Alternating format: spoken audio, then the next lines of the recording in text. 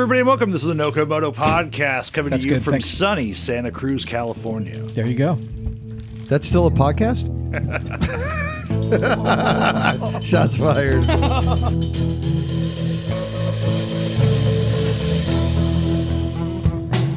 Hey there! Never take. Hey there! Hey there. Hey there. Hey there! Welcome to Motorcycles and Misfits, coming to you live from the Recycle Garage in sunny Santa Cruz, California. Hey everyone, this is Liza, and I have a big announcement to make. But first, let's get to who is here in the garage. We've got an interesting and eclectic group. There were some no-shows today, and that's fine.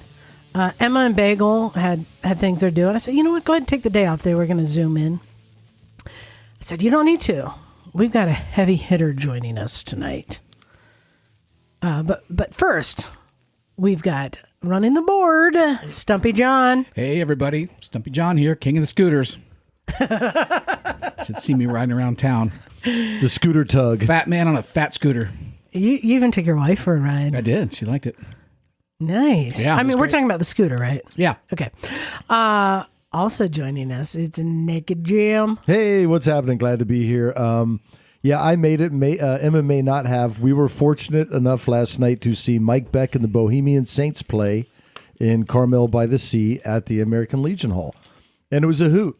But, last time I saw Emma, I think her and Mike were riding off into the night like banshees. Something out of a Hunter S. Thompson. Hunter S. Thompson book. Throwing caution to the wind. Fear and Loathing in Monterey. Yeah, Fear and Loathing in Monterey. But if you haven't listened to Mike Beck or Mike Beck and the Bohemian Saints, they were rocking last night. So good time. Well, and it's hard to fill the shoes of both Bagel and Miss Emma, but I think we got a ringer to do it. Mr. Helicopter. That is I was that is there. true. That's burned in my Mr. memory. Helicopter himself. I've heard It's stories. MotoGPete in the house. Hello, I am MotoGPete, America's most talkative motorcyclist. Well, there's only two of you on your show, and your brother's not that talkative, so the weight falls on you. He comes into his own on the second half of the show. After you get a few beers in him, he comes alive. Thus his name, Swiggy. So what brings you out to sunny Santa Cruz? You guys. Hello. Yeah, I'm out here on vacation. I was telling you outside, me and Swigs, we went down to in April to Austin, Texas. Had a big old motorcycle trip riding down to MotoGP and back. And on the way back, my other half calls me and she's like, I can't deal with it. You've been gone a whole week, blah, blah, blah, blah, blah. We need to do a vacation together. She wanted to see some friends out here. And I said, yeah, okay. I got some things to do along the way, though. So first time out west. It is. First time in Wait. California. What are your impressions? It's nice. I mean, you always say sunny Santa Cruz. I've been dealing with rain all day. It's, to be fair, it's cleared up just a little bit in the last 40 minutes here as I arrived. It's some weird weather right No now. rain here. Bit of a June gloom. Well, it was a little bit north, riding down the coast, but Was it? All right. Yeah, we haven't. No, we had some sprinkles recently, but that's so rare here.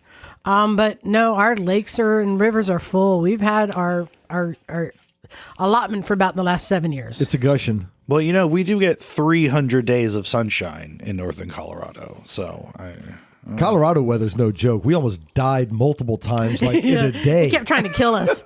All day was trying to kill us out in Colorado. Yeah, Mother Nature had a beef. Much respect to Colorado riding. It changes. The weather changes so quick up there, though. The way it Yeah. comes over the mountains. So, if it rains or whatever, I just deal with it because nothing lasts for more than 45 minutes. We're You're not talking fine. about. We were talking about like hail, like Old Testament lightning yeah, out of nowhere. Yeah. and then the hail at the top of Pikes Peak. Yeah, riding Pikes hail Peak is in a no hailstorm. That's exciting. Yeah. but beautiful state. Oh, I know. Well- I'm spoiled there. Yeah, Glad to have you here. Like I said, those are hard shoes to fill, but I knew that you could do it. So you have the same gift for gab that Emma does. So hopefully you'll help us keep this going. I mentioned that I had an announcement to make.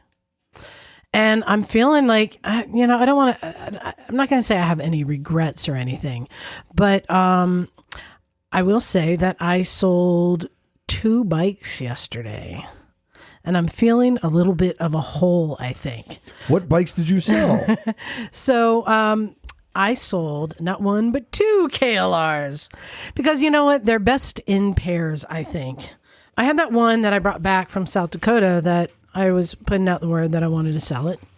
And my friend Relda, hey Relda, from Chickistan, she was interested in getting into maybe a little adventure riding. I think she would. I think that'd be right up her alley. She seems like a very adventurous spirit.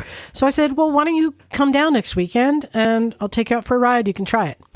And then she brought her boyfriend, Marcus, the German Marcus. Yeah, he's a friend of ours. So I did something pretty, I think it's pretty dirty, though others said it was brilliant marketing. I took them out to hit some of our favorite roads here, not far.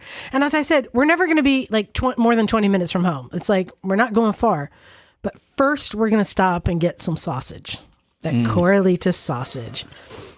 So, Pete, this is just great. It's once you're getting up into the foothills, it's a little mountain market that has their own butcher counter, and they make their own sausages, and you can go and get a sausage sandwich from I think half the market's the meat market. It is, and it's so good. And then there's a tiny little park with picnic tables you can eat in, and it's so nice.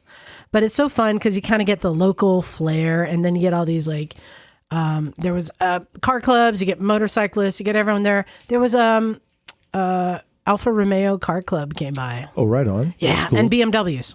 Well, and those KLRs, those are perfect bikes to have an enjoyable ride up there. They're comfortable, they're capable. You got the dirt bikey kind of suspension going. We just started out doing all those little back roads through the orchards and stuff up there.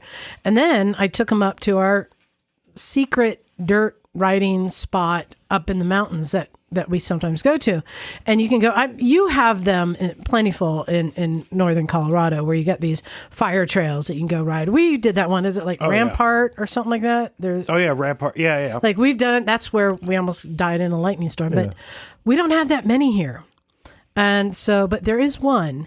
And then it gets so kind of remote up on the top of the mountain that there's an area that people just abandon cars and camp out and have created trails systems. And you're in the giant trees, but you can just go and kind of... you can play around. And just explore the forest on your dirt bike and nobody's going to yell at you. It's nice when you get a new dirt bike and you want to just check it out. You just bop up there. It takes you half an hour to get up there and you can mess around in the woods and stuff. And anyway, it's all we got. Yeah, and for me, it's kind of the true spirit of adventure riding because you don't necessarily have to stay on a trail. They're not really formed trails. You're just riding between the trees. Yeah, avoiding down branches and mud holes and just kind of exploring the woods on a dirt bike. And so I took them up there and they just go explore. And they just rode around and had fun. And then we left there and rode twisty back roads again, down and had ended with Gizditch pie, which is pie served out of a barn in the middle of apple orchards. Oh, I see what you did. That's like when you sell your house. You bake cookies. Yes. You bake cookies before the people come in. Yes, I know. I hadn't intended on selling my other KLR. I planned on keeping it. I mean, we even talked about it. Everyone should have a KLR, right? No. Yes. Yeah, as a third bike. That's my rule. But I realized these two, they're a couple, and they're going to go on adventures together. I'm like, they're really going to need 2 of them, and I would love to see my bike getting used more, and but also to enable them to go on adventures and go to Mojave and go up to the Sierras and all these places that we've kind of explored. So I was like, well, do you want to buy them both? And they were like, yes. Yeah, good answer. Okay. Yeah, well, it's a great pair. I mean, if you're a couple and you're doing that kind of stuff, they're the same bikes. You're going to be at the same pace. You're going to be doing the same type of riding. Oil filters are going to be the same, all that kind of stuff.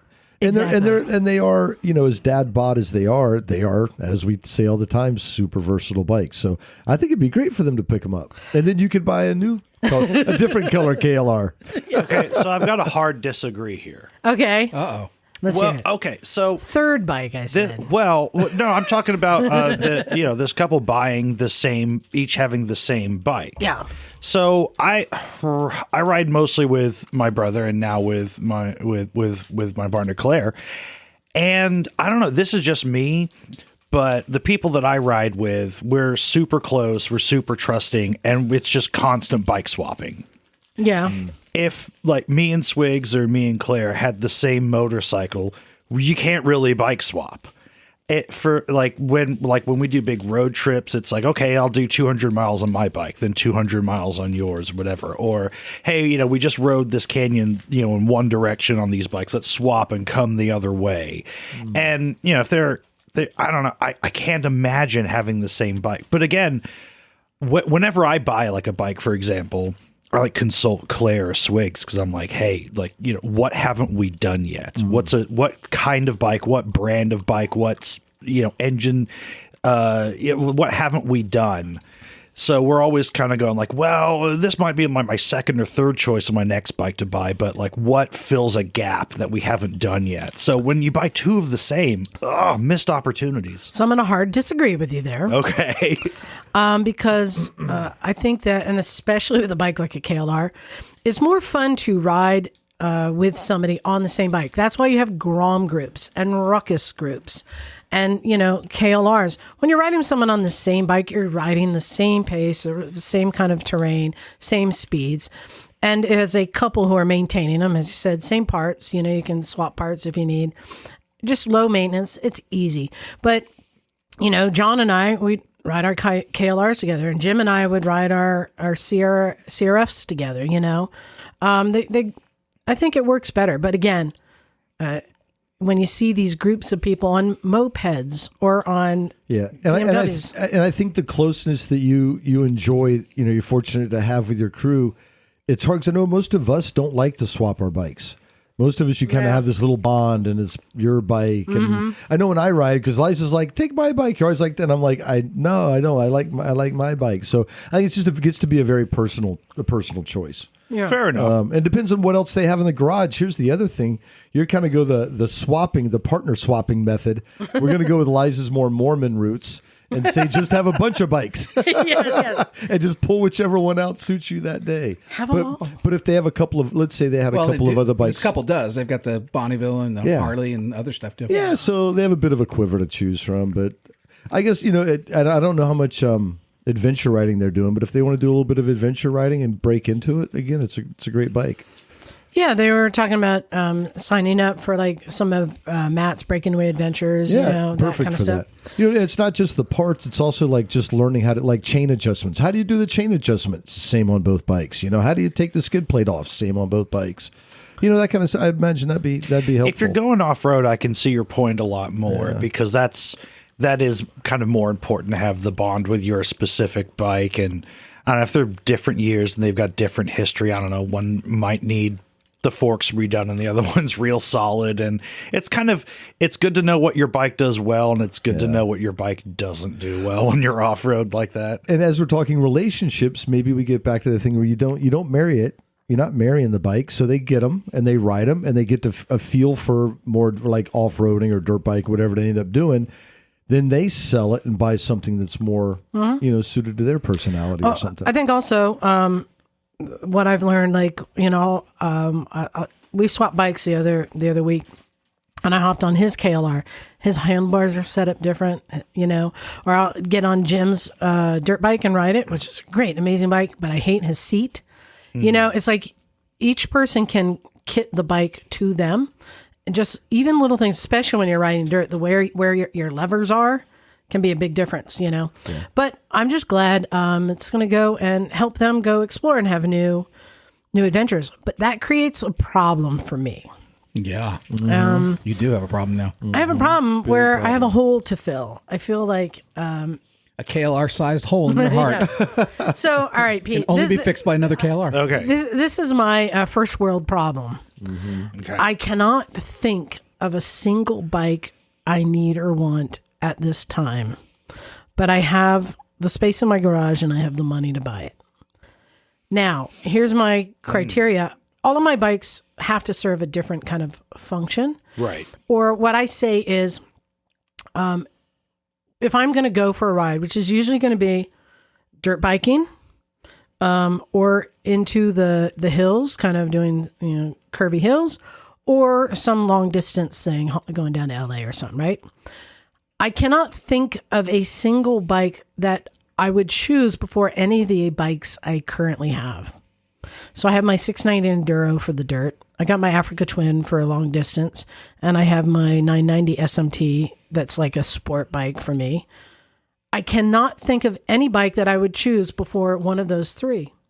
And this is a problem for me because I'm always like, what's next? What's next? I want to try something new. I want to do something else. You need an adventure scooter. I think that's your next bet. And I have my Honda scooter out there that serves my scooter purposes.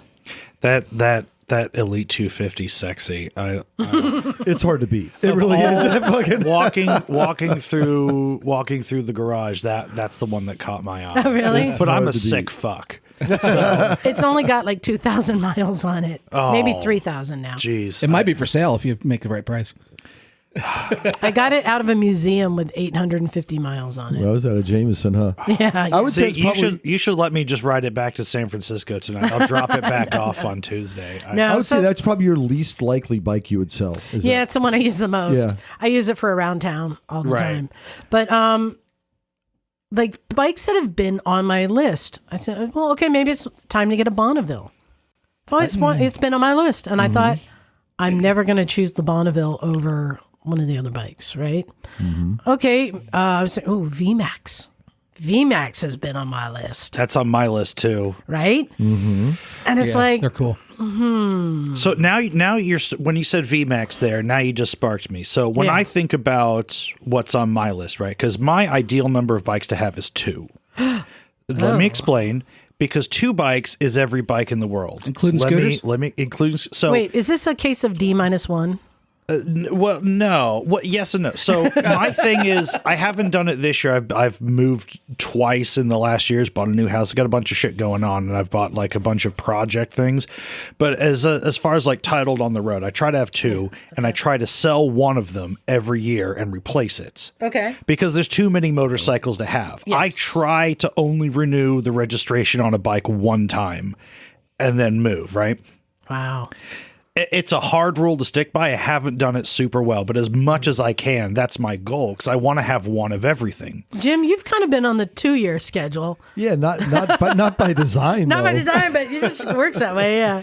So when I'm thinking about like next bikes for me, right? I think about like 2 things. Is there something I've got that I could upgrade, or is there a whole different avenue I haven't gone, right? So I still haven't had the Ducati. Well, I mean, my dad had a Ducati that I rode the shit out of, but I haven't like owned my own Ducati, and I haven't had a Harley Davidson. I have. So, when we're thinking, you're thinking like a special purpose of a bike, but is there sort of a philosophy of bike you haven't had? Like, have you gone Busa yet? Have you? No, but I've taken sport bikes off of the list because I've done sport bikes and I don't fit them anymore. They're not comfortable. And you have no fair interest in like vintage English bikes. And I have bikes. 2 vintage bikes in the garage that I finally non-opt and just drained because I'm just not taking them out. But like I was looking at another one on my list. God, I keep forgetting the name. The Honda 1987 Honda 650 Transalp. Yeah. And there's a sweet Transalp available nearby. And I'm like... So it's like a vintage Africa Twin. But then I feel like I don't really have a good garage to really keep a vintage bike well maintained. That's why I had a CX500 Turbo, which had been a big one on my list. And I sold it because I just don't feel like I can keep it in the condition it needs to be. We got the salt air here. And I thought the ADV scooter, I'm actually pointing at bikes here in the room. The Honda ADV scooter is very interesting to me. 150 or the 750? 150.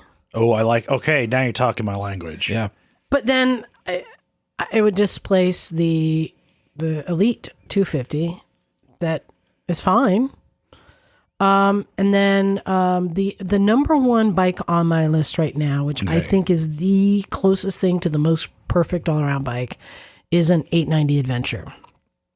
But if I get the 890 Adventure, I'd have to sell my 990 SMT and my Africa Twin because it knocks both of them out. Okay, so we're talking about replacing. And you got the bike. another KT. Well, no. Not necessarily, but that's on the table if Because- it's the right bike. If I got an 890 Adventure, I would choose to ride that before the SMT or the Africa Twin on those kinds of rides. It does everything. So then you're down to 2 motorcycle properties. And Except for the- and the scooter. scooter and the mini bike and but so I'm like, can I be that person? Maybe you're thinking too small. Okay. Okay. Well, you're thinking about like a new bike. Okay, let me appeal to the real moto slut inside you. What about swapping 2 bikes, right? So right now you've got the KTM as adventure and touring, right? What about No, the Africa Twin is adventure touring. The KTM 990 SMT is, Well, you still have the 690 too. and the right? 690 is my dirt bike.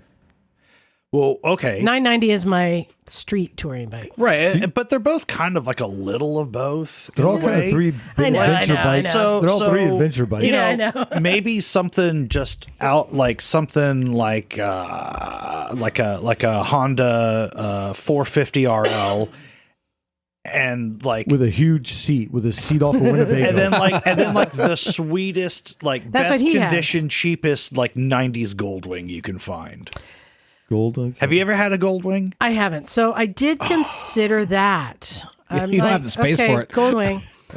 But I don't have 90s Goldwing. I don't have a trip planned. Okay. Well, that's a solvable problem.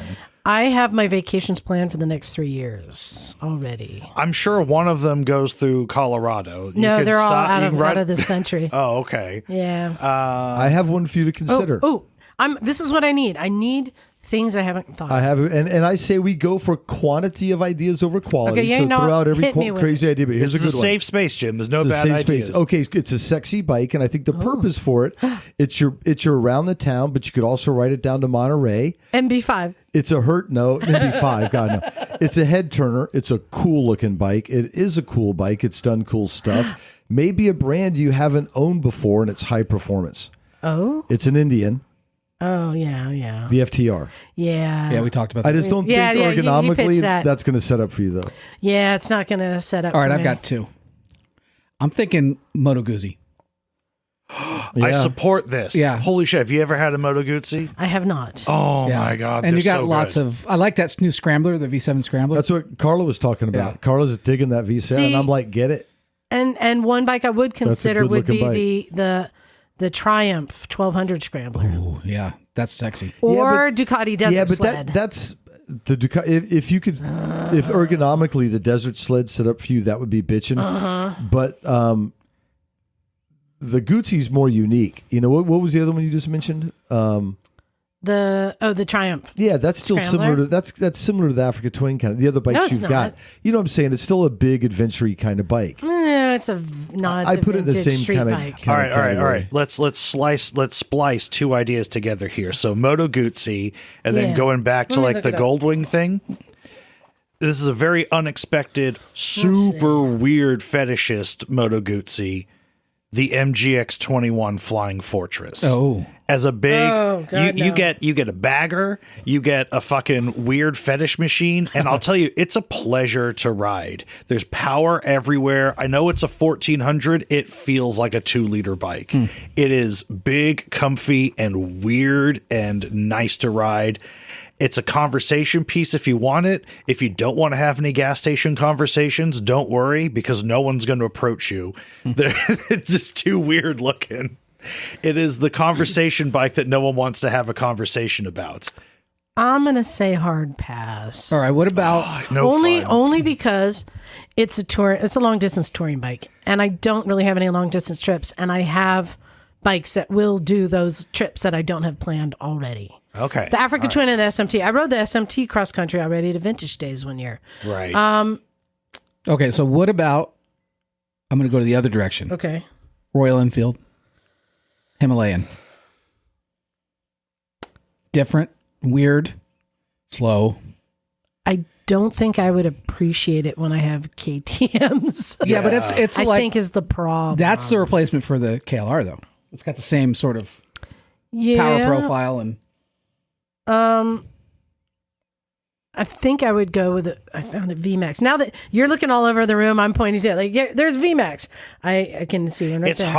It's hard to throw down the VMAX as a bad idea. That's Man, but on they were my like- list. VMAX They were are stupid money. We were looking at them earlier. trans out are ones that I want to knock off the list. And there was a VMAX for sale that was an older one. Oh, well, and also, okay, here's the dumbest thing. So there's another KLR available for a good price. Yeah. So I might just go get another KLR. You know, KLRs are like buying a savings bond. You'll get your money out of the other a side. new KLR if you just did something with it that no one has ever done before, like a NOS kit or something. So would you still sell you one of the gotta KTMs? like way outside the box. You still keep what you got. No, because here's the thing. The KLR is the spare bike.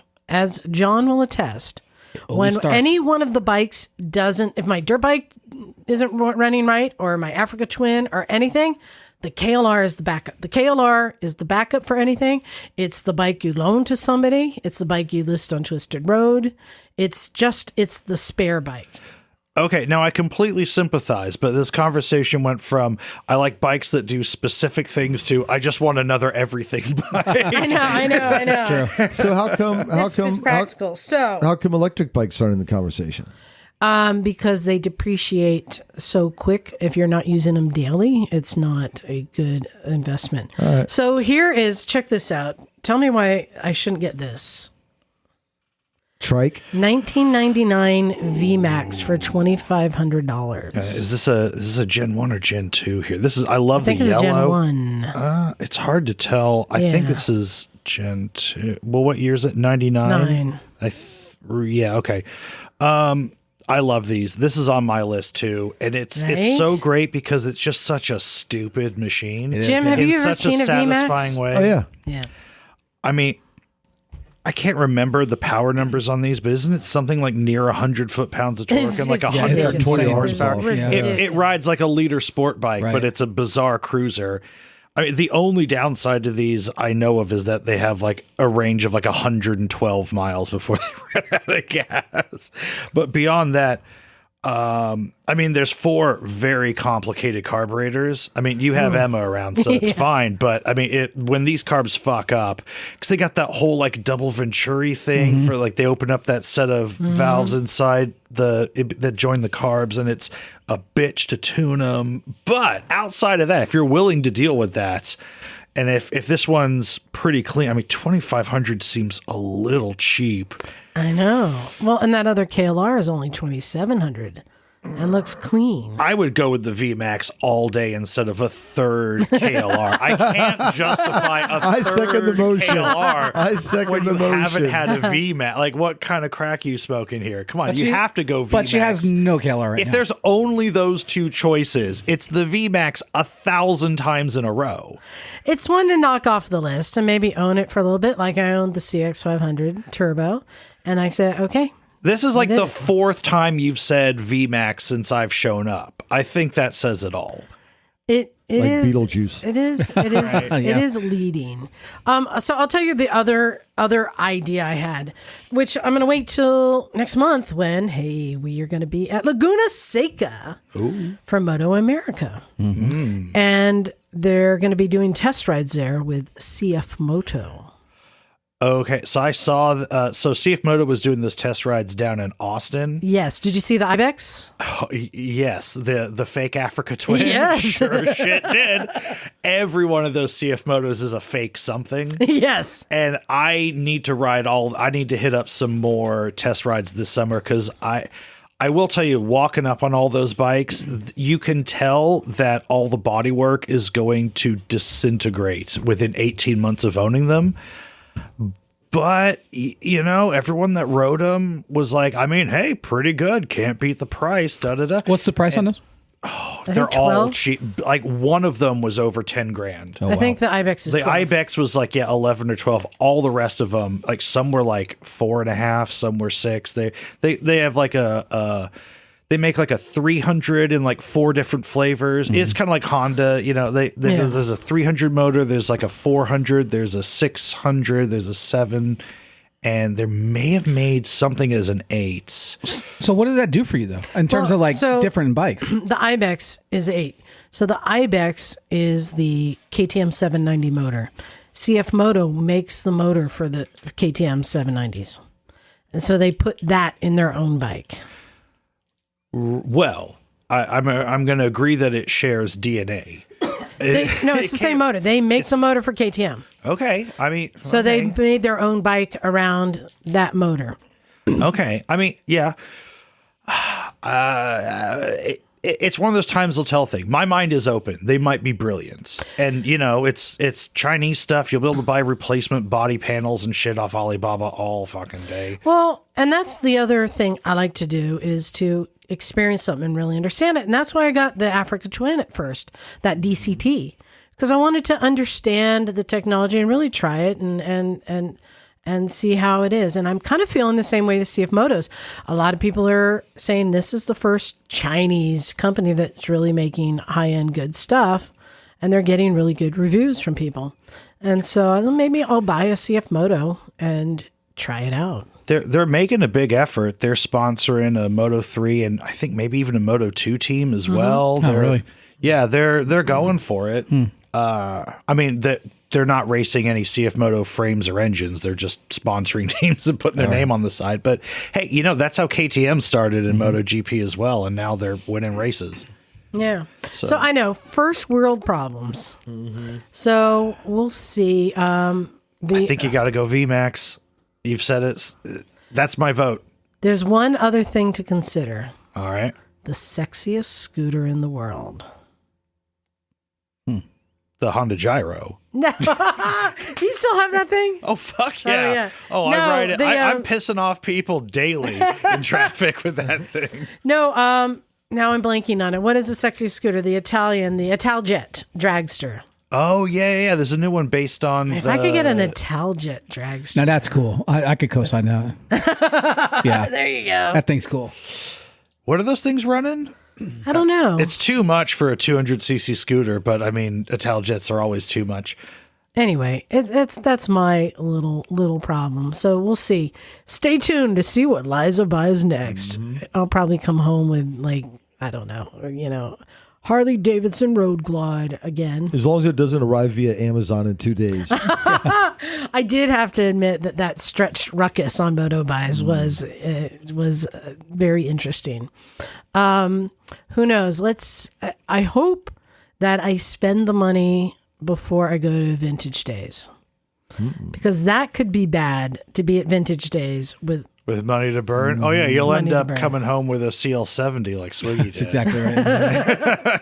So you've been there with us and the Cleveland Moto Gang the last 2 years. You've left your mark.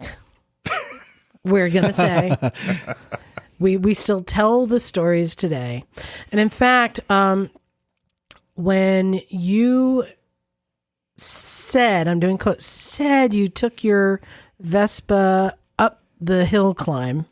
I 100% fucking But did. nobody saw it.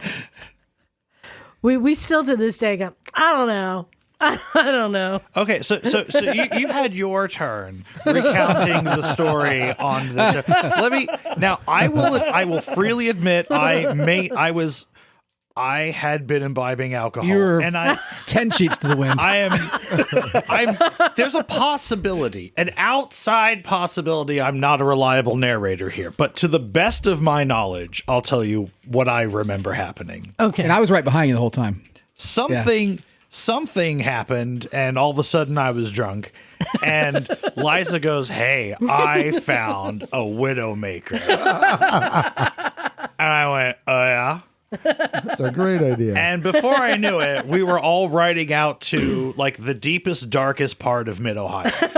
That's true. It was like there's areas where you're allowed to go to Mid-Ohio, areas you're not allowed to go at Mid-Ohio, which are really areas you're allowed to go at Mid-Ohio. Yeah. And then there's areas you don't know about it, and you don't know if you are or aren't. So and then Jim has not yet experienced the woods that we Right. discovered that year. I'm like, John got to experience it, but that was like new. Jim can't wait to get there. I'm like, there's a whole nother world we discovered. yeah, it's like Donald Rumsfeld and the known knowns and the unknown knowns. Like as far as like places you can go in Mid-Ohio, as far as I was concerned, this was the unknown unknown.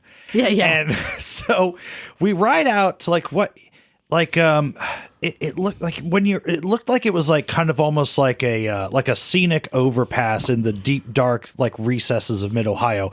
But that you know when like a Batman and Robin like came out on the bat cycle, like a bush falls flat. It was like that. There was just sort of like you just sort of like rode through some bushes, and all of a sudden there was like single track, right? Yeah, or Jim, just to paint the picture, awesome. we're up like on track level up on the hill. Okay. And there's a downhill with a path through the bushes that just a road that you can't see the end of it. And then at the other end, you see Well, there's a creek at the bottom, too. Well, you don't know that. You see a hill climb going up the hill. So it looks like all you have to do is bomb down this hill Just head on and up. head on up.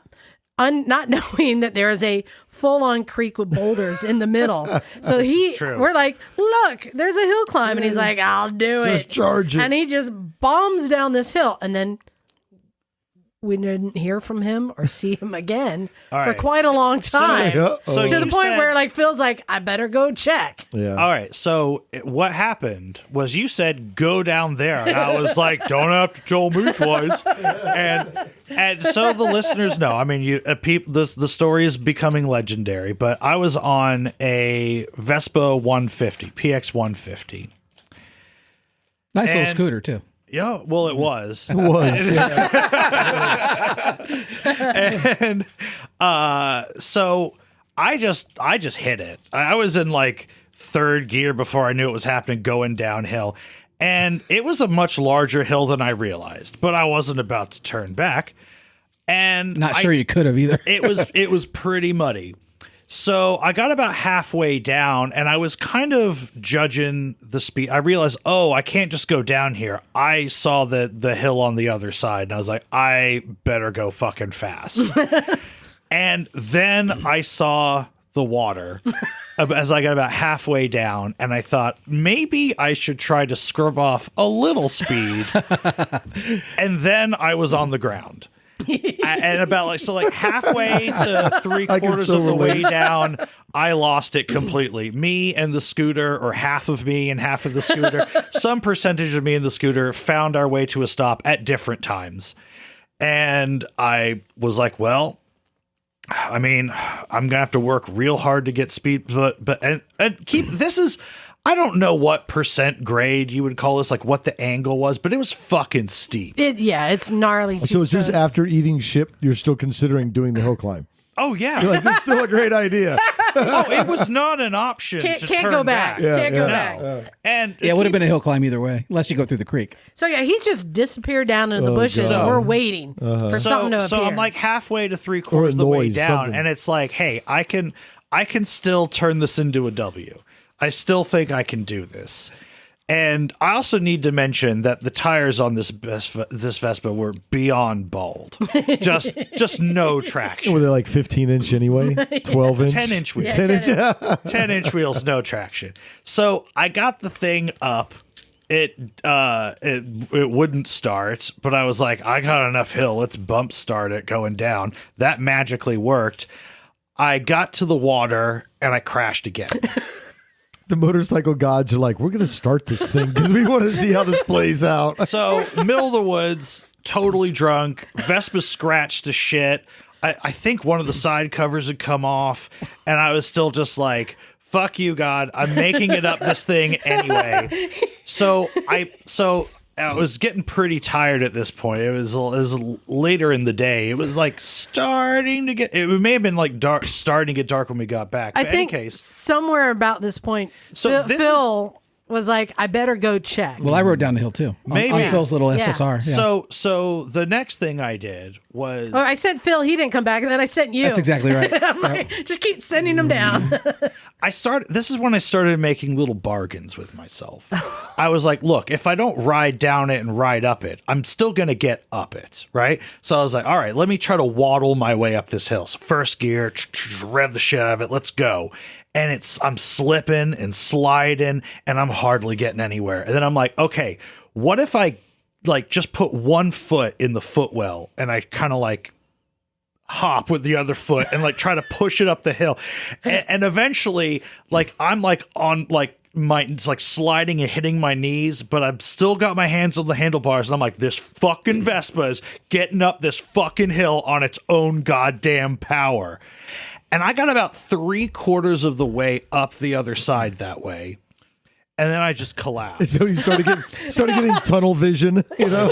And these dudes rode by me. Or I think they rode, but I don't remember. All of a sudden, like 2 fucking angels descending, these dudes with, I don't know, like 450s or some shit were like, do you need help? And I was like, I actually, not a I said question. no. I was like, I'm getting up there. And they're like, let me help. So they helped push me and the bike. But the bike in gear, running, we got up that fucking hill with no traction, no anything, no whatever. And when I got to the top, I managed to, it took a while. I had to wait. I had to lean it way over on its side, really fucking kick the shit out of it like 30, 40 times. And it started again. And then after that, it just turned into this maze of trails all over the place. And I was real tired. And somehow, even though I just physically exerted like more energy than I ever had before in my life, I was somehow drunker. I don't know. And I didn't know which way was what. And I was like, which way to go back? And I'm like, which way's easiest? And they just looked at me like, I don't know, dude. And There's all these trails back there. Oh, I'm sure. I made If it it's up dark. half another hill, and then me and the bike then just flat out quit. And that's when you guys found me, just in the mud, just done for. And that is what happened. I think Phil at one point said, he's stuck on the rocks in the river. We're like, there's a river? What? The best thing that anyone said actually was Swiggy shows up, and he was on that Buddy 125 that we've been riding around. He was the first person I saw. He comes through, and like that bike was like up to the fucking forks in mud, and he just looks at me and he goes, "Littlefoot, you're still alive." It was a sad state when that came back. And fortunately, we had Phil from Cleveland Motor there. He knew what to do. He flagged down some like utility vehicle with like a flatbed on it. Yeah. There's all sorts of vehicles Hoisted up, back there. Oh, You and know, he pulled the ratchet straps from his special off road kit on the CT 125. Oh yeah. He's the guy to be with, and just stuck the scooter in there and dragged him out. And it was both he and the scooter just looked like a wreck. But it was legend. But John is convinced he saw you take the river out. I'm not getting into this. That's just not true. It's a much better story he's got. It's just simply not true. I could have hallucinated the whole thing, but I am telling you at least what happened in my reality. Well, we'll go with your reality because it's a better story. There's motorcycle angels in that story. I love that. You know what? It doesn't matter which way you went. Once you get down into that shit, you went somewhere on a bike that shouldn't have been able to go anywhere. Oh, it was heavy shiggy. Oh yeah. So, are you ready to go back? Was that before or after the burnout contest? That was after. That was before. That was before. preamble. Because then he was like, screw it. I'll screw it. Not done. No. Are you ready to go back? Oh, always. Yeah. I feel like I have both beaten Mid-Ohio and it's beaten me in different ways in different years. No one can truly conquer it. And and I'm certainly not one to back down either. So it's a rock and a hard place. It's unstoppable force and a movable object. We'll be back and we'll raise more hell. Have you considered entering any races? I have. I haven't thought about a bike dumb enough to enter. Now, come on. You have to beat Nick's record for the Vespa Cross. Oh, yeah, didn't he make it like half a lap or something? No, around the first turn. Oh, that was it? He had high ambitions, and everybody was rooting for him.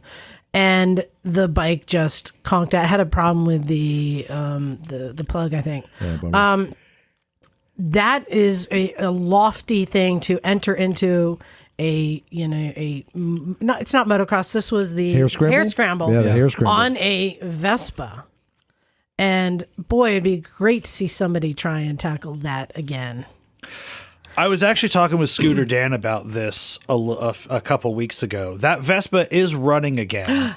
I was thinking about really just doing like a proper restoration on it. I thought, let's learn something about like using a hammer and dolly. Let's see what I can hammer out of this thing. And I'll be honest, I just made it worse. So I thought, like, well, what if I just took the front fender off and just took the side panels off and just went, fuck it. This is a straight up dirt scooter. And I'll be completely honest, I never even got the paperwork for that fucking bike. I don't know when the last time it was fucking registered was. I should just sacrifice it to mud. Yeah. I think that's a great idea. Yeah. You should absolutely do that. So too.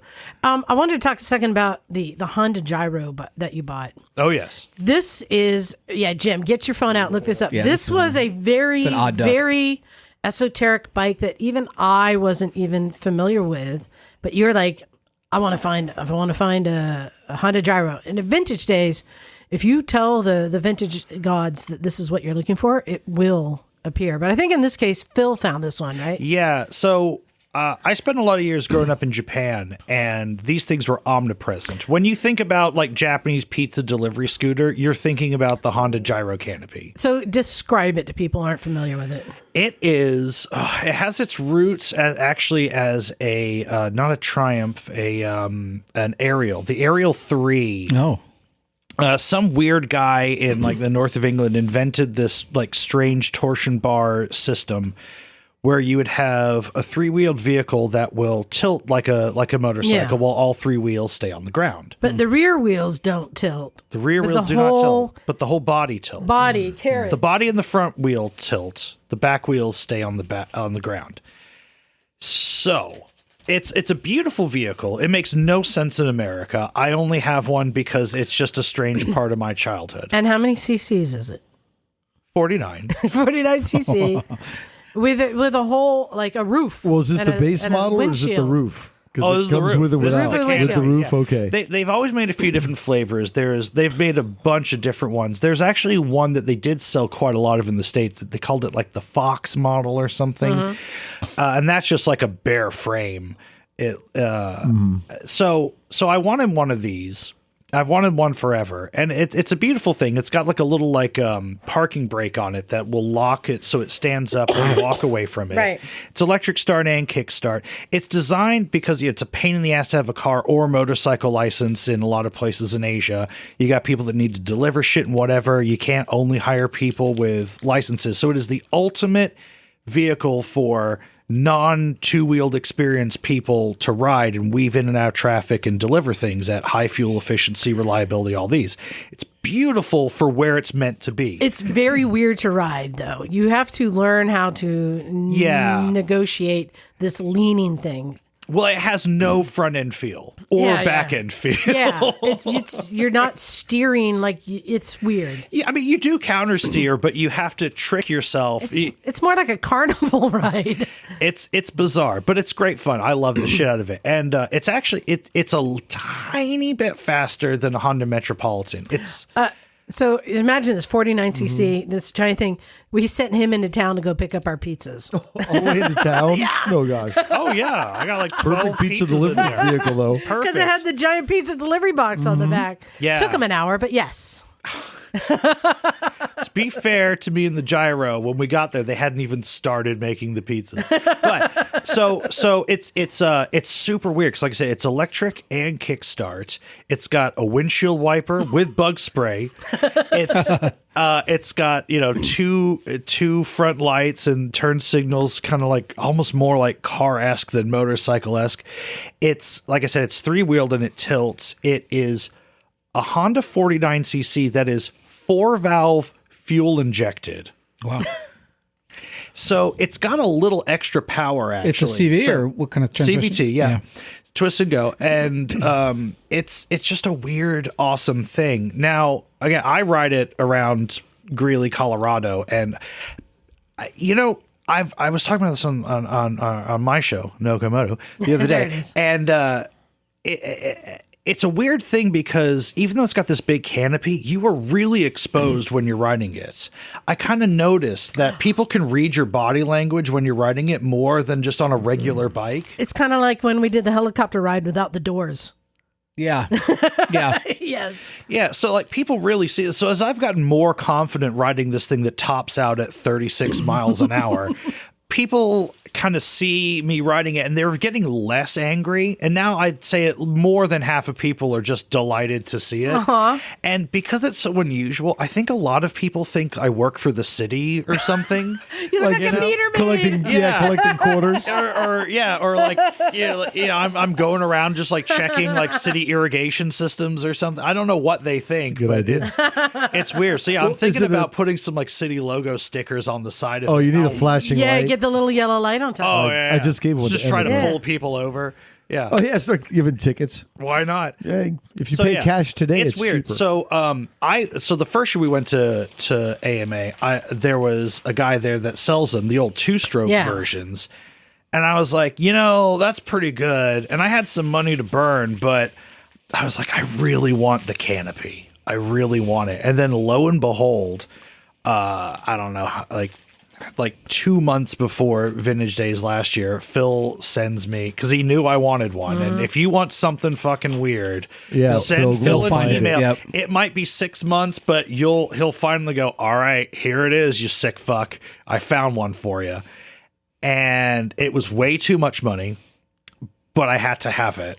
And it was imported illegally into the U.S. So really? it's like the ultimate JDM. I can't really register it. Or Can't do the anything. Vermont trick.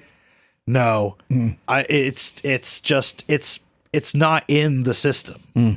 It's not old enough, and it's not. But it's like a low-powered vehicle. But to get a registration sticker in Colorado, I still need like a VIN that they'll recognize. And they can't recognize. So it's weird because it's the ultimate like sort of gray market. Just slap a plate on it. JDM. Nobody will know Well, different. it's 49cc. Doesn't need it. It doesn't need a plate, but technically in most states, you still actually need to get a registration sticker. They're usually good for like 5 years. Oh. But I mean, a buddy of mine who's a cop was like, "Don't fucking worry about it. No cop's ever gonna mess with you because they'll just get made fun of back at the police station. Like, way to protect and serve there, Steve. Pulling over those scooterists."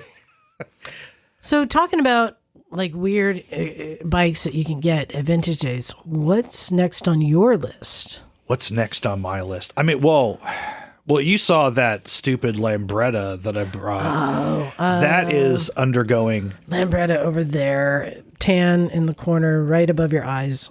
One green, white, tan Lambretta. Yeah, there it is. I see. Yep. Next to the yellow one. Oh, the DL. Yeah. So this is a little bit newer than that one. Mine's 1959. It's a Series 1 LI125. And pretty soon here, that's my next project to jump on. I'm going to take that up to 200 cc's, put a 25 mil carb on it, put a stronger crank in it. I'm going to get it to somewhere between 12 and 16 horsepower. So it'll do 65, 70 mile an hour. Wow. So I don't need to go that fast on it. I just want it to be able to do 45 without like being wide open throttle and screaming.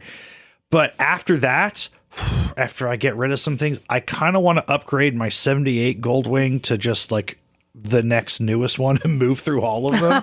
That's why you're like 90s. I have fallen in love with Goldwings. I can ride. I've ridden my 78 on multiple iron butts. I can just ride it forever. It's fucking fantastic. I will admit, when I started just like, what am I going to buy next? I did type in Goldwing to see what was available. Everyone should have a Harley. Everyone should have a Goldwing. Everyone should have a Ducati.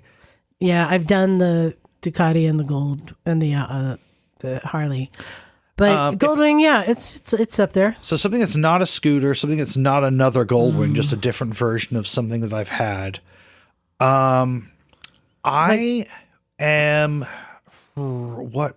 What if you see it and it's too good of a deal? What can you not pass up on there? If it was a good deal, it would be really hard to pass up the Hunter S. Thompson Song of the Sausage Creature Ducati, the SS 900 CR. Oh, that's what I had, 900 SS. Yeah, my daddy's have an 800 SS. It's really not that brilliant. Like a motorcycle. 95. I want to say the Thompson ones were early 90s. The CR, like the one with like the half fairing. Yeah, that's what I had. It kind of looks like a Super Hawk, but it's a Ducati. Yeah, 94, 95. Yeah, the air-cooled ones. Yep, that's it would what I be had. tough. I mean, it's a big, loud, clunky, rattly thing, but it's the Hunter S. Thompson Sausage Creature bike. There's a couple super weird bikes. How about, let me throw out a bike. Okay. A Honda Reflex. You know, that's tempting. I'd go Big Ruckus before I went Reflex. Oh, okay. All right. I'm just thinking of like weird bikes. I know. Yeah. What can I? Ooh, if I did find a Ural with the right price, I might not. I'll tell you something pass. really hard to pass up. A first generation Gixxer 750. Okay, I was just looking at one. It's just an icon of a bike, you know, and There. Yeah, I'd feel that way about a GPZ. No. yeah, No, not GPZ, same kind of thing, exactly. Yep. GPZ. I've had 4 GPZs. Just because of Cool as Ice, my heart's a little closer to the Gixxer 750. So I will tell you what is on my list. Okay. And it's actually, we were going to be talking about this more but we're saving it for another episode. But I learned about this at Vintage Days a couple of years ago. This I would not be able to resist. I have long wanted a Honda MB5. I've ridden that too. Yeah. And then I learned about the Kawasaki AR 50 or 80. You can bump it up to an 80, which is, they're mopeds that are the sweetest moped I have ever seen. Yeah. Yeah, these are cool. And I saw one I didn't even know existed. I'm like, how did I manage to lust after an MB5 all these years and not know? See, I got a model of the MB5 up there. Not know about the AR 80 Kawasaki. That is sweet looking bike. Yeah. I would not be able to resist that. I've got kind of in that vein. There's this whole list of super cool Southeast Asian gray market bikes, like the Honda Winner, the not the Win, the Winner, and there's another one. But all those like underbone 125 150s that are just like tuned out from the factory. Just, you know, it's like you're like, how does this 154 stroke do 70 miles an hour? And the answer is almost no weight. And I don't know. I love these bikes that are not cool, but they're so specialized and good at what they do in other cultures, and just, you know, like the gyro, and just bring it into America and go like, look, I have a little bit of a passion for like low powered bikes that's been growing over the last couple of years too. I almost find it offensive that everyone's expected to just own a 200 horsepower car and you have to live your whole life with that, and then it breaks and whatever. And so I'm out there with my 35 mile an hour scooter, just like kind of like fighting for rights in traffic. I'm not winning at anything, but it's So hold on, you live in Colorado. Do you have a dirt capable bike? Oh yeah. So, well, we've got a few. Me and my kids, we've got some. I got a YZ250 that runs. I have a 450 that I blew up that we're converting to electric. So out there, do you have like dirt bike parks, or do you just go up into the mountains and ride trails? Both. It's so hard to ride with the kids because we just got like crappy like 90s dirt bikes that I'd have to rejet every time we go up higher. Yeah, no, leave the kids at home. Yeah. I'm talking about, I mean, the part of that BDR, Jim, you really wanted to ride part of the Colorado BDR there. Yeah. Have you thought of doing any of those kind of things there? Yeah, I mean, Yes, but on a Vespa. Right? Kind of, yeah. I always find myself Or a Goldwing. CT70. Well, they're either my experience thus far is they're either way too easy or way too hard. There's not a lot of stuff in the middle. That's just kind of how Colorado trail riding is. So if I'm out there, it's sort of like, all right, we're just kind of like riding this, side of a mountain, but we're not going up it or down it. We're just going across it. You go across it, yeah. And I'm just like, so like if I go back, it's like I'm going to bring something smaller and dumber and just intentionally make it hard on myself. Or we end up doing things like taking like DT 100s to the dirt bike track and trying to do like the Supercross track while on the DT 100 while no one's looking. I don't know. My problem with dirt is that I crash every single time. And if I haven't crashed, then I'm going to push it until I do. And so increasingly my friends and family are trying to keep me away from it. All right, so let's go back to what we were saying earlier, a bike that has been on my list. You like weird, you like scooters, the ADV 150. What do you think about that? In fact, I would like to know, because this is something you do on your podcast, Best and Worst Bikes. I want to know, what is your take on the Honda ADV 150 scooter? Well, I want to say 3 or 4 weeks ago, it was either best or worst bike, actually. And I honestly can't remember which direction we went with it. Oh, no, I remember. We were talking about the PCX 150, and we're talking about it's the same like powertrain. It's really a PCX just a street version with better suspension and whatever. And actually, I love the ADV 150. Because it does have, whilst not really off-road suspension, noticeably better suspension than a PCX 150. One right behind you if you want to look at it. Yeah. I know this bike. It has a styling to it that I think gets more people to try that style of bike. It doesn't have like, I don't know, like the like Barbie vibes to it, right? Yeah. Which is like unfortunately what a lot of people think of scooters unfairly. It looks like an Africa Twin that got punished and turned into a scooter. Yeah. And I love it. I think it that like 16 horsepower is so much more than you think it is, right? And it's enough to do stupid little fun things. And like I said, I like to do dumb things with bikes. I would probably have more fun out in the woods with one of those all day than I would my 450. Yeah. Honestly, I think I would. Just, like, I wonder if I can get up that, right? It's a challenge, You're going to do some waddling, you're going to fall over, you're going to do whatever, but you can ride it. You can definitely ride it to wherever you're going to go off-road, which is a huge problem with so many enduros. Or like it's an enduro that is street legal. You can ride it, but like, what about the fucking maintenance interval? Like I can't do that much work to a 450 RL. I can't be changing the oil. So just to be often. clear, this is Best Bike. Yes, best bike. It's only like $400 more than the PCX. You've got underseat storage. You've got more power than you think it is, honestly. You can cruise at 50, 55 without it really struggling. And if you get some flat ground, it will do 65 without really screaming at you also. Maybe I need to go It looks buy one. cool. That's what you need. But it's also like a weird it. conversation piece. If you want to talk about your scooter, you can be like, it's the off-road scooter. So you're not like, a dorky scooter rider. You're like, no, check it out. It's a weird scooter that you might consider having. So you get a bit Her like wheels some are cool spinning. points as Look at her well. face. I think so. I think we found it. I almost impulse bought one 2 months ago. Oh. I'm a big fan. It does, like I said, it does everything that the PCX does, plus some weird off-road stuff. Do it.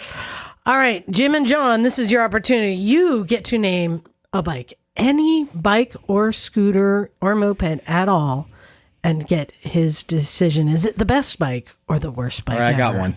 Okay, hit me. How about the Suzuki Bergman 400? Oh, that John just got last week. Okay, so the Suzuki Bergman 400's big problem is it lives in the shadow of the Bergman 650 Executive. That's true.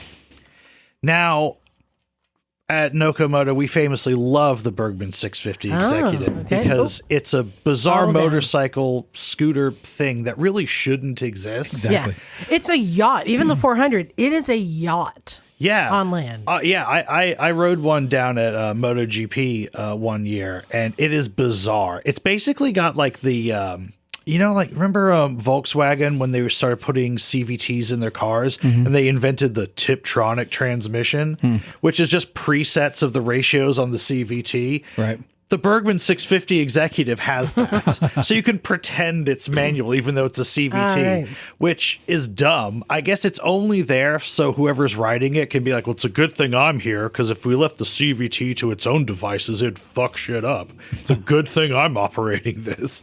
So the Bergman is weird, but for zero thank yous. We get it. Yeah. The rest of the world doesn't get it. Right?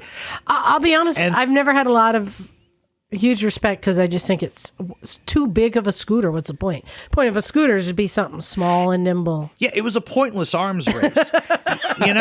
Well, like every other different bike, like now the new BMW is a 1300 GS, right? Like, I don't know why. Did the 1250 not have enough power? Like, whatever. But and then the KTMs go up. Everything goes up 50 to 100 cc's every year. This arms race wasn't happening in scooters. No one asked for a 650. I mean, the closest, I guess, BMW had a 600, but that was... Well, the Yamahas are get up there too. The Yamaha, had some 400s. I don't know if Yamaha got above the 400 What's the Majesty. Max? The Max. Oh, the X Max? Yeah, X Max. That's large. I don't know what was the Majesty before. But yeah, that. when the Bergman 650 came out, there was the Silver Wing, the Honda Silver Wing 500, but no one asked for electric adjusting mirrors on a scooter, right? No one asked for a top box. No one asked for like a twin cylinder engine. No one asked for 14-inch tires. No one asked for any of this bullshit, right? So I have to call the Bergman 400 best bike in the world. Oh. Wow.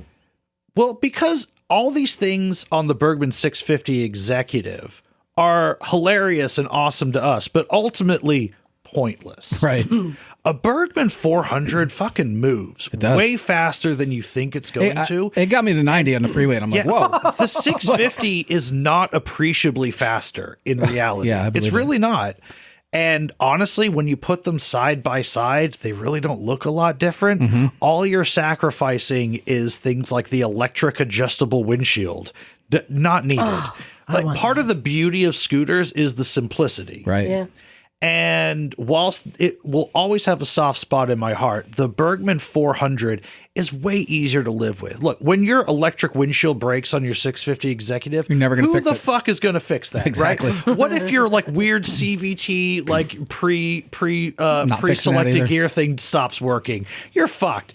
Plus, Phil told me that like it has a weird problem with the swing arm motor and like the bearing and axle thing, the Bergman apparently. I haven't heard about any problems with the 400. And I think this is ultimately why they still do the 400 and discontinue the 650. Right. It's a Bergman 650 that you can actually live with. Right on. Nice. Jim, do you have a bike in mind? See how it compares in his best and worst list.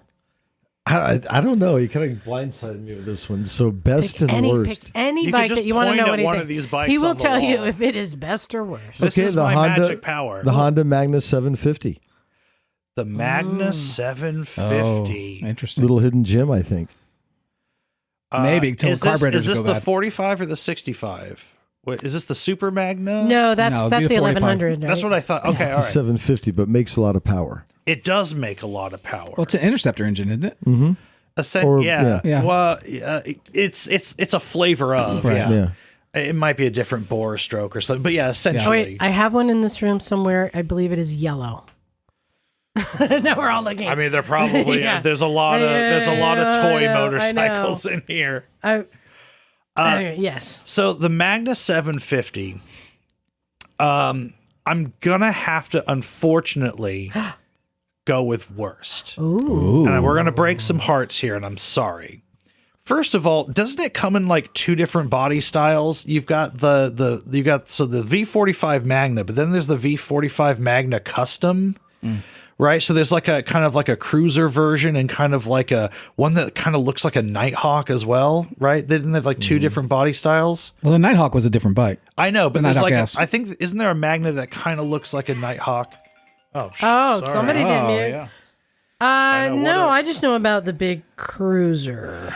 I thought it came in two different flavors, but I may be wrong on that. And it doesn't matter because one, you say Magna and people go, "Oh, Super Magna," and you're like, Right. "Oh, it's the 45 or whatever that." Second, I've never seen one with all the original Honda badges on it. Mm-hmm. It is a bike that owners seem to be uniquely ashamed of owning, right? And even if it's like not debadged to look like a Harley, they've always taken everything off and they've tried to like give it like a weird like World War II like Air Force kind of like rattle can paint scheme. Right. Honda Magna owners are very guilty of this move. Right. It's a lot of homemade exhaust because they're like, oh, look how loud I can make it. Right. There's a lot of there's a lot of handlebar swaps that don't make a lot of sense. There's a lot of That's what you're thinking of, right? The V45 Honda Yeah, Magna? yeah. Yeah, 750, yeah. right, but isn't there like Oh, there's a different one too. There's a cruiser looking one. Yeah, there's a Yeah, sportier I'm not- looking one too. I kind of think that's the sporty one. No, that's the cruiser one. That's the cruiser. Oh, That's the one I'm familiar with. in any case, I like the sportier one better. You're not thinking of the Sabre, because the Sabre came in a Well, the cruiser. Sabre's the a Sabre similar. And is a truly Sport. awful. The guy that Yeah. designed the front half of the Sabre never met the guy that designed the back half. It is all like GPZ in the back and the Nighthawk in the front, the Sabre. But anyway, so the Magna. Yes. No one seems to be happy to just own a Magna V45. And it's just sort of, it's only loved by people that have never had one, apparently. People that have never owned one are sort of like, oh, I love it. I'd have it just straight classic as it came, or I would do this to it or that. But like no one really feels truly comfortable at home owning their Magna, in my experience. They've always been half cut up, or it is a job where it is just what was cheap, what they could find. Oh, my dad had it. It sat in the garage for 8 years, and I'm just going to give it a black spray can job and just, and it's always like, oh, it's going to be a Harley someday, or, oh, it's going to be a whatever one day, or, oh, I'm going to cafe it. It always reminds me of one of those bikes that sat out in the rain. Yes. You know, Whereas the V65 Magna, proud ownership, right? All right, so Go ahead. I have one for you. Okay. And this gets mixed reviews within our group. Honda GB500. Ooh. the gall blimey. Settle in. This one goes in and out of the best worst list constantly for me too. Yeah. So where are we now? So the problem with the GB500 is that besides being worth way too much, It should check the boxes for you it should. because you like the underachiever. You like the underdog. I do. I love a little single. I love it. I mean, if you want that kind of bike, you should really just have an SR 500. Right. But there's something to it. But again, it's one of those like it's got the cool vintage stuff going for it, but for no thank yous, because only people like us know what it is. Right. It's like if you've got, let's say, a Hinckley Triumph Bonneville, right? At every gas station, so what year is that? Right. What is it? Is this or even like we had a Yamaha the 650 that looks like a Triumph. XS? No. No. XS 650. No, sorry, not yet. The Oh, the Kawasaki, W, the W. the W650. W800. Yeah, The W650, well, and the W800. We had one of those, and people are always like, "Oh, look at that Triumph!" Wait, why does it say Kawasaki? But people Right. approach you, but they sort of, even if they don't know what it is, they kind of know what it is. The GB500 with its single cylinder and it's whatever, and people, that's a funny shaped tank, and they kind of know, is that like an Isle of Man bike or something, or you're like, well, it's this weird 90s Honda, it's a throwback kind of thing, before you know it, like, you should have been 50 miles down the road already, and you're still talking to some dude you don't want to be talking to about this Honda GB that cost you like $14,000 that tops out at like 63 miles an hour. No one's buying a $14,000 GB. Well, people are dreaming of owning a $14,000 GB. I'll tell you that. I mean, I know, like, things are worth what they're worth, but not worth what they're worth. Whatever. I don't know. That's a whole different game. But I mean, you could also just get a CB350 and put like a CB354 gas tank on it and achieve the same thing also. No. I think that bike is badass. I really like it. I wouldn't pay the money they're asking for it, but I love it. Well, see, there you go. Yeah. Therein lies the problem. You're going to pay all this money for this hard to find, largely unappreciated bike for what budget? There's just a better option any single way that you go. And you're never going to get... Look, the other day on the gyro, I waved and got a wave back from a Hell's Angel. And that is way, way, way more satisfaction than I'll ever get from talking to some dude in a parking lot about a GB500. St. Paul, Minnesota, there's one for sale, $4,000. $4,000? What's wrong with it? It's St. Paul, Minnesota. I don't know. I've just never seen one really in a condition, miles, price that I would go for. I mean, maybe the bottom's fallen out on them, on the prices. Maybe because the cafe racer craze is largely petering out. I think that's part of it. Here's one for $7,500. I've seen the top price I've ever seen on one is $10,000, and that's like crazy. Very low mileage, pristine, or actually in the crate still, like $10,000. Well, that's different if it's in the crate. I mean, I got mine for like $3,700 years ago. I mean, I'll finish it with this. The only GB500 owner I know, Phil, I've never heard him really say a good thing about it. He's always like, yeah, I own one. He's got two. He's got two. There you go. He's got two. He didn't even mention to me that he has two. His and hers. Yeah, he's his clearly wife not that excited about it. All right, I got another one. He's always riding some electric scooter instead of it. All right, see you, Jim. All right, see y'all later. Good to see you. Yeah. Safe travels. All right, one more. BMW R1200C. Right, the Montauk, the cruiser behind you, the cruiser, and there's also right over right there. The right there, cream colored, and I think there's one behind his head too. The Tomorrow Never Dies bike, right? Yes, that one. Yes, yeah. Best or worst? This is another one that you love them or you hate them. I'm on the hate side. Oh, I'm on the hate side too. I'm on the hate side too. So here's the issue. From what I've heard, it's actually quite a pleasant bike to ride. Yeah, I've heard that too.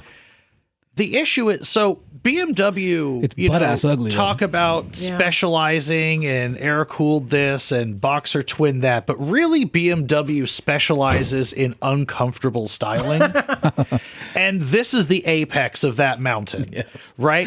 It's like they had come up with this, like, their wishbone Hossack suspension thing or whatever, and they were like, here it is, fucking in your face. The bike would look, more people would have been receptive to the styling as if like in place of the wishbone suspension that's like totally exposed, they just mounted dildos to the thing. It's uncomfortable to look at. They finally did themselves a favor with the GS bikes and they put fairings over that shit.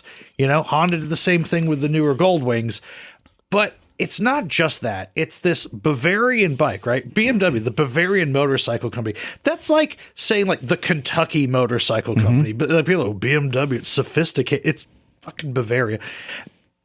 But they're trying to do this weird, like, swoopy, like, it's like BMW was like, listen, we're really going to have a go at designing the ugliest motorcycle we can.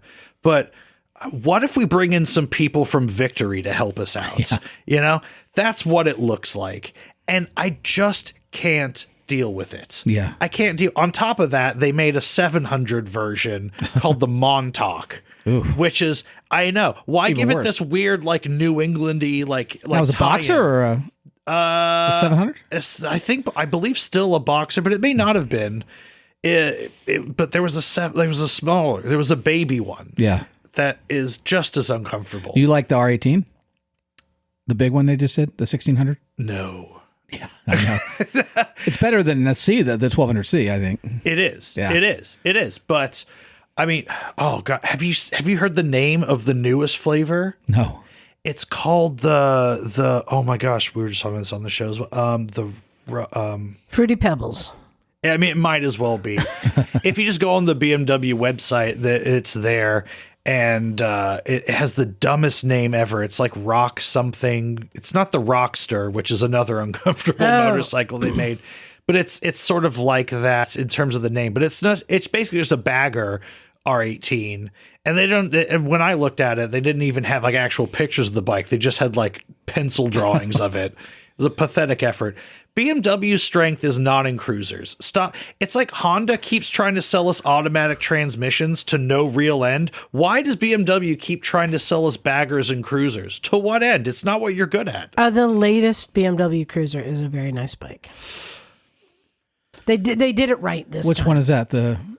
What's the current one? The R18. Yeah, it's the R18. It's a nice looking. That is a nice bike. Nice riding, nice looking. They finally did it right. But yeah, the R1100C, it's just weird and ugly and It's uncomfortable. Who was the guy that used to come here all the time on one of those? John. Yeah. Yeah, John Dalton had. I that do red want one. to put a little thing in here. This is something I say often on my show. I will talk a lot of shit about a lot of bikes all fucking day. Yeah. But the truth is at the end of the day, if I meet somebody riding one of these bikes that I have strong negative opinions on and they're stoked about their bike, all that matters. I'm always stoked about their bike with them. Absolutely. But, what's the fun in just agreeing with everything all the time? We do have a new sponsor that we want to give a nice plug to. In fact, John, I think you've been getting intimate with this I sponsored have. product. And Pete, I'm so glad you're here because this is probably a product that you're going to really want. All right. Support for the Motorcycles and Misfits podcast today is brought to you by Manscaped, which is the best man's below the waist grooming. This is what you want in your balls. You don't want other things because you don't want scissors. That could go really wrong. You want Manscaped. Is that why you didn't ask me to shave your balls this week? I know there's that spot you have trouble reaching. I do. It's the taint issue, but this helps me with my taint too. Okay. So, because the products are precision engineered tools for all your family jewels, Manscaped's Performance Package is the ultimate in men's hygiene bundle. Join the 8 million men worldwide. That would be 16 million balls who trust Manscaped with this offer for you. 20% off and a free worldwide shipping with the code MISFITS20 at manscapes.com. 16 million balls says it works. So, Pete, I'm thinking your balls needs a Manscaped. So what you get with this is a performance package. You get the trimmer to go on there and do some sculpting like a bush if you want. You get the lawnmower, which is, and you're not old enough yet. I'm an old man. I got hair coming out of places I never knew I had. So the weed whacker gets up there in the ears and the nose and all the other places. And it comes with skincare lotions and all kinds of other stuff. So you really want to go ahead and get this because I'm guessing in Colorado, the height and the altitude makes your hair grow quicker on your balls. Is that true? It does. Although I think I have a much more motocentric use for this product. You could remove unsightly fringe from Harley-Davidson saddlebags, which, let's face it, are the pubes of the motorcycle world. Wow. Hey, John. Yeah. Can I check that out? Oh my, that is smooth. I know, like a baby's bottom. Little wrinkly though. At least it's not fringe leather. It's true.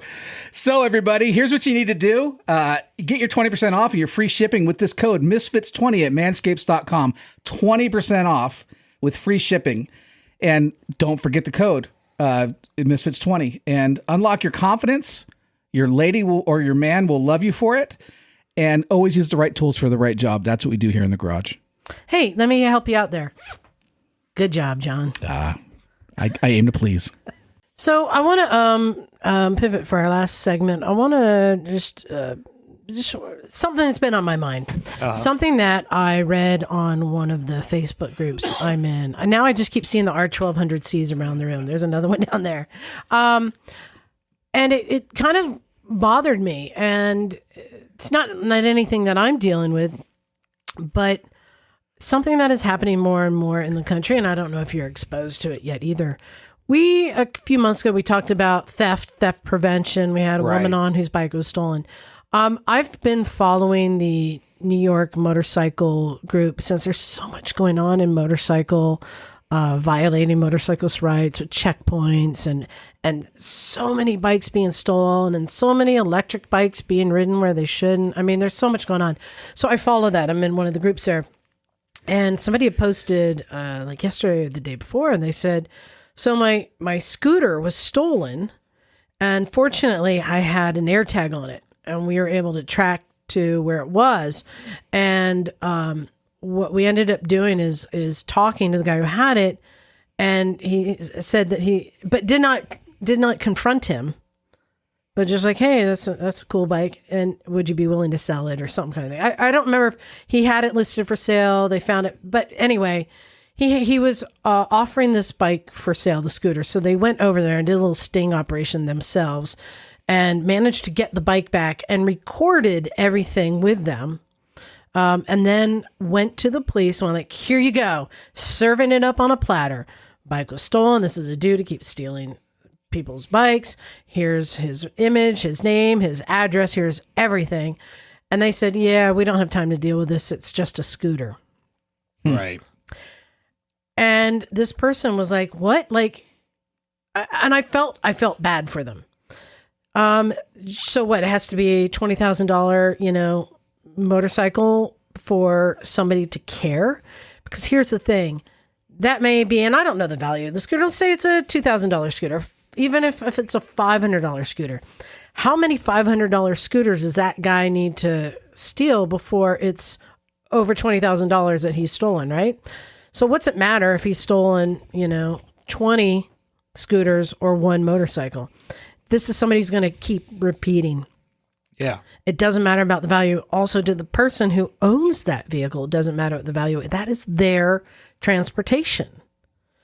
And this is a street legal bike that they are paying, registering with the city, that should get the same protections as any other bike. And what I'm finding is there are more and more people, I'm hearing the stories of people having to take it into their own hands to retrieve their bikes, which is really not a good position to be putting the public in. Yeah. And I don't know if you've been following this or if you're seeing this. I'm trying to figure out where are we going to this. And in this thread, he was saying, like, I don't know what to do. And some people were like, go to the news. Because it's not fair. And I'm like, that's actually a good idea. Other people were like, post his name all over Facebook or start buying subscriptions to like, Young Boy Love magazine, like people come up with all these creative ways to get somebody back. But the reality is, magazine racks is Young Boy magazine? You know what I mean? Don't really want to know the answer to that question. But it bothers me that the police won't help.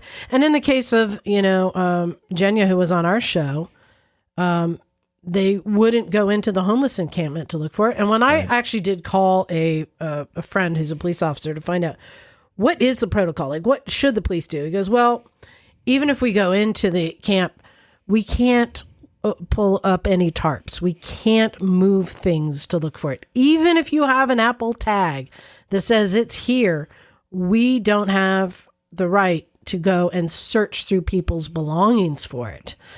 And so that's kind of where their job ends, unless it is recovered for other reasons that they're in there, or if it is in plain sight.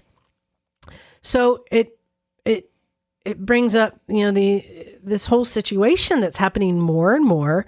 I know here on the West Coast in like San Francisco and Oakland, and especially in New York, that the thieves can just help themselves. Yeah. And where are we going to this, and what is the solution? Well, I mean, I've got a similar story. It's not with a bike, but years ago, it turned out to be my neighbor stole my Honda Civic.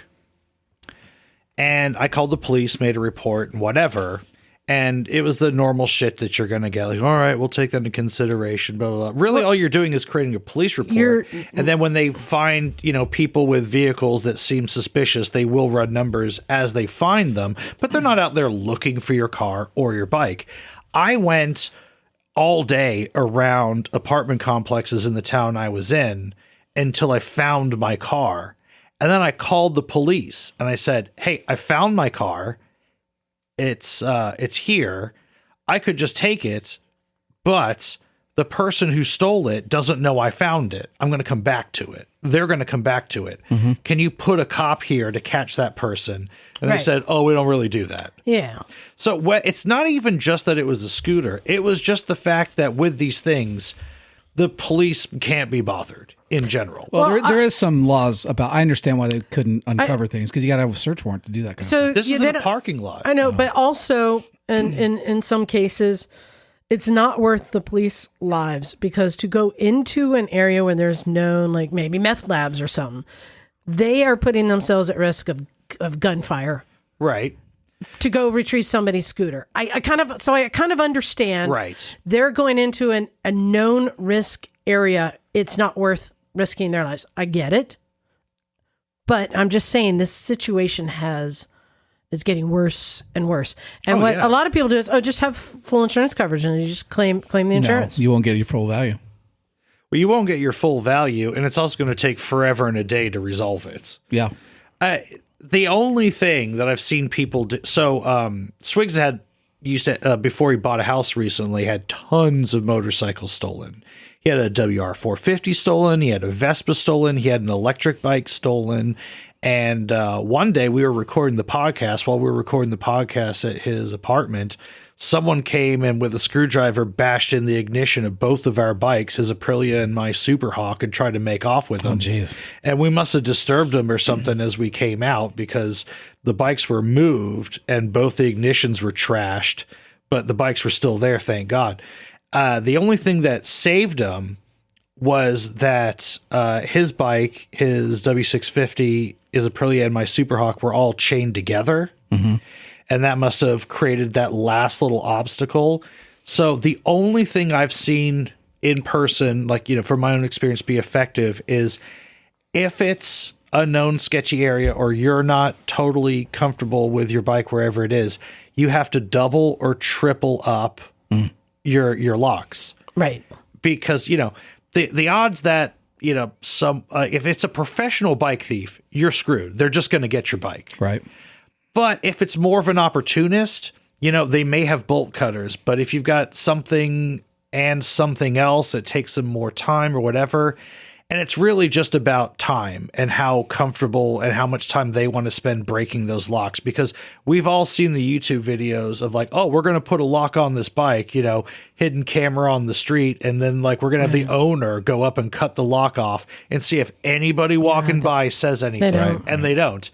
So it's just time and how much nerve does that criminal have? And if it's an opportunist, the doubling and tripling stuff up will help. If it's a professional thief, I don't know. This is a problem that's really, really bad. You didn't mute it yet? I know. Bad boy. I know. You are a bad boy. I'm the bad boy of motorcycle podcasting. Everyone knows it. Go ask anyone at Vintage Days.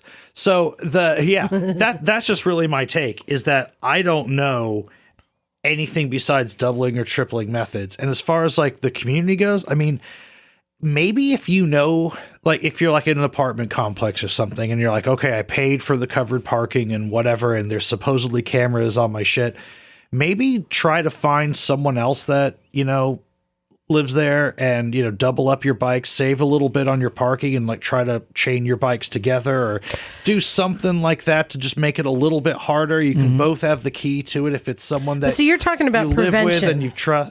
You're talking about prevention. What I'm talking about is justice. Yes. Yeah. Now, more and more people are putting tags on them. They know exactly where they are. Right. What do? You know where it is. What do you do? Oh. Do you get a bunch of friends and you go down there and you confront, because the police aren't going to help you. And this is what I'm saying, because the police won't help you. It's now creating this situation. Do you get a bunch of buddies and go down there? The problem is you don't know somebody's strapped when you go into that situation, and then you're getting shot at. Right. You know what I'd do? I think I'd call a repo guy and be like, for $500, you think you can find a moment to Pay the swipe Hell's this? Angels to go pick it up or something. Yeah. So Maybe I bet a repo guy might have the balls to do it. Yeah. So I'll tell you that there's a YouTube channel. I don't remember the name, but I've watched a bunch of his videos. And because in the UK, bike and scooter theft is massive. Oh my God, it's out of control. Massive. They literally just help themselves, right? Mm-hmm. There's this guy who offers a service, and he'll put his trackers on your vehicle, and he's got clients anywhere from little scooters to sport bikes to cars to construction, like bulldozers, tractors, whatever. They hire this guy. He puts like 3 or 4 of them on, right? So they may find 1 or 2. They don't find them all. And then if your vehicle is stolen, you call him. He pulls up his tracker. He starts driving around because he has to be within like a couple miles. And he does YouTube as he's tracking. He'll find it. And then he will get it back for you. Whoa. He will not confront people, but he will jump fences. He will explore yards. He will cut lock on a garage if he's absolutely positive it is in there. There's no way this guy's bonded and insured. I don't know who. I don't know. Back this He up, will go get it but he'll like be more stealth and not try. He'll wait for people to leave and then go steal it back for you is what he does. What a hero, but that's a special talent that you're not going to find one of those dudes for every city. Yeah, and so he records all these, going to retrieve these things, and sometimes it's as easy as like he'll find it behind an apartment building, and sometimes you'll see like they had a disc lock, but they just cut a pie wedge out of the disc and remove the portion of the disc with the lock. He shows like what things people do and how quick they can get it, but he doesn't try to catch or confront the people. He just monitors and waits and then gets it back. And I'm wondering if that's where we're heading with this, that you're going to have these like vigilante services. I mean, this is part of what I mean, this is what the mob used to do. It's true. You paid them it's like protection old-fashioned protection. You were in a bad area and the police weren't up to the job. This is how the mob got a stronghold to begin with. That's where this is going, Liza. We need like a motorcycle mob. I love I don't know why I never thought of doing multiple trackers. It's, it's like, what's a tracker that people wouldn't consider, or it's now. Well, I mean, the air tags are really big, but you put 3 or 4. Like a tag inside the tire. Like, could we get like a valve? Like those tire pressure valve stems. Oh yeah. Could you install one of those? That's a tracker. Like, I don't know. So it's something that it really bothers me that the police won't retrieve stuff. But I also, on the other hand, talking to some of them, kind of understand why they have their limits. So it seems like there needs to be a solution because it's just out of control. It bothers me, and I feel bad for anyone who's been told by the police that they can't help them. Eventually when they sell these bikes on or something and get fake paperwork with them or whatever, I mean, as long as they're not getting chopped up for parts, the big problem is, if you steal a car, you can like sell it in Mexico or do whatever, but like largely at some point there's a chance you'll find your car driving around because it's like, hey, it's a vehicle of this description. Oh, like the cops, their system will tell them like, oh, a car of this description has been stolen. there's not as many bikes on the road, and although to our eyes they're all unique little snowflakes, they just see like, oh, there's a sport bike, it's some sort of ninja thing, oh, it's a Harley thing. Right. They don't even like differentiate or think to run the numbers as much, I would have to assume. They're just not as distinctive in non-motorcycle people's minds. So even if it gets sold on and someone's riding it around and it's not being like, you know, in some thug's garage, it's still like, how are you going to get this thing back? Because... Well, I had a bike stolen last week. Oh. By bike, I mean my little electric mini bike that doesn't have a key that we rode in the Pride Parade last weekend. And then at the end of the parade, parked downtown. And then somebody just helped themselves to it. It's actually the 5th mini bike I've had stolen. During the Pride Parade, savages. Like, what? I know. We keep having mini bikes stolen because they're not really trackable and really no one cares. Yeah.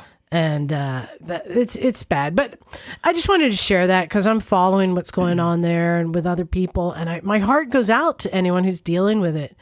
There needs to be a solution. And I don't know if going to the news and putting pressure on the police to do something. Because again, as I said, it's not the value of the bike. It's the fact that there are people who feel that they can just help themselves to other people's vehicles. And I think this needs to be stopped.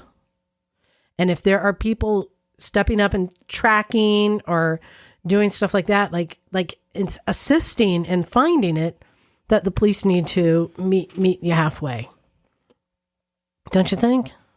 100%. I don't know what kind of, you know, national, you know, signature list we could get going to raise awareness. There's so many other issues coming first, but the most infuriating part is there's just little sympathy from the police or the general public. Yeah. They're just like, whoop-de-doo, your bike got stolen, your little fun toy. Well, when it's some people's livelihood. Maybe this is something I could bring up with the AMA. Yeah. This is what the AMA is for.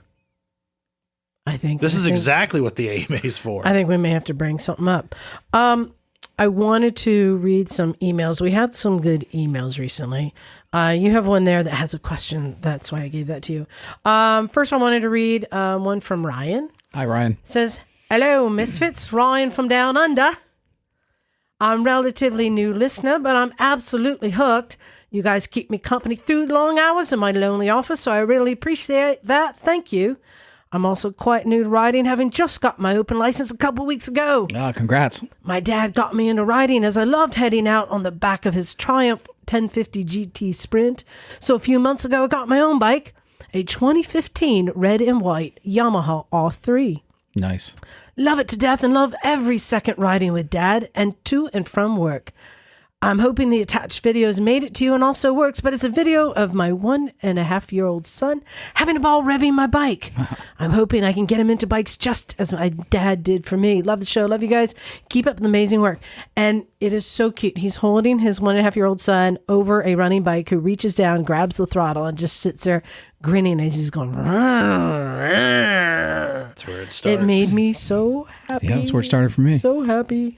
You got one there to read, Pete? I do. I don't know if it's from a different country. Oh yeah, well, you know the rule here. You got to read it in the accent of the country. Well, this is probably just from the US. region. Or the region. Yeah, I don't think it says anything about a region, so I'm just going to have to. I believe it is from. Let's see. Well, no, I'll let you read it. However you want. Okay. Yeah, I don't see anything from a region. No, I don't. Okay. It says, hi, this is from Dan. Hey, Dan. Dan. It says, hi, guys. Love the show. Was Thanks. listening, and I think you folks asked for topics. I was wondering what you thought about e-bikes killing the scooter market. Seems the old folks love their e-bikes. Makes sense. No insurance, registration. You can stay off the roads. Best regards, Dan. So you're talking about bicycles either? Here's a question. Yeah. Are e-bikes killing the scooter market? No. Right. It's a whole different vibe. Are e-bikes killing the mountain bike, road bike market? No. Are e-bikes killing the car market? No. I don't think so. are e-bikes just having a surge and getting more people out doing things that they hadn't been doing before? Yep. Yeah. Yeah, that's what I think. I would like to exclude one wheels. I hate one wheels. Oh, they're from here, you know. Yeah. Well. Yeah. No, I think that is good. The e-bike surge resurgence is good because it's getting people just outside doing stuff that maybe hadn't been doing it. And it is helping a lot of bike stores and motorcycle shops and moped shops in selling stuff that, I mean, I was talking to the bicycle shop downtown, and they're selling a lot of e-bikes. It's really helping them.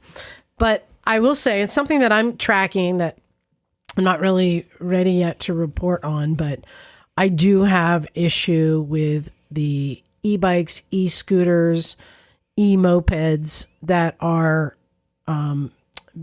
faster than some of our motorcycles and scooters that we have to have licenses and registration and insurance for.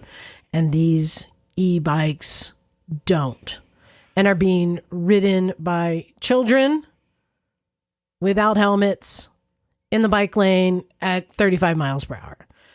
There needs to be more legislation, registration, certification, and licensing. But it's complicated, which is why we're not reporting on it yet, because I really don't know what the answer is.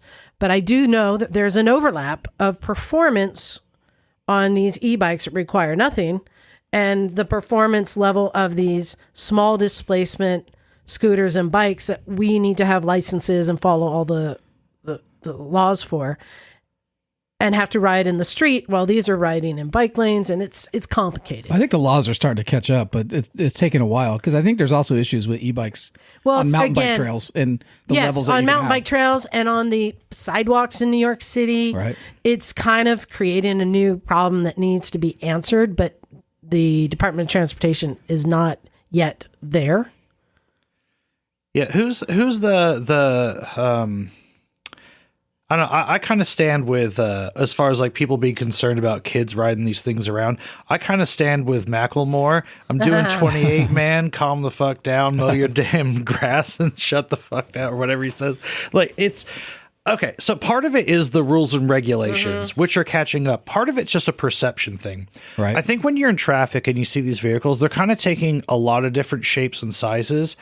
And as you come up on one, you don't really have a sense of what it's capable of doing. You know, when you see a sport bike, you know, this thing can just blast off at any moment. When you see a scooter, you're like, it might keep up, but it kind of accelerates slower. Yeah. You know what a Honda Civic does. You know what a Ford Raptor does. When you see these things, sometimes they do just really zip off. I don't think emotionally, like, sort of people are... They haven't taken enough common forms for a lot of drivers to feel like they can predict what they're doing. So they cause some unease. Well, and then that garners just bad attention for them, when really everyone just needs to get used to it. Well, and like you said, on biking trails. Yeah. You know, I'm saying there is definitely, I don't want to take the fun away from people, but I do see that we need to get a cap on this. Gotta let the hooligans hooligan. Exactly. So that I'm just saying that is my only issue. But I'm glad to see more people out there in the wind having fun.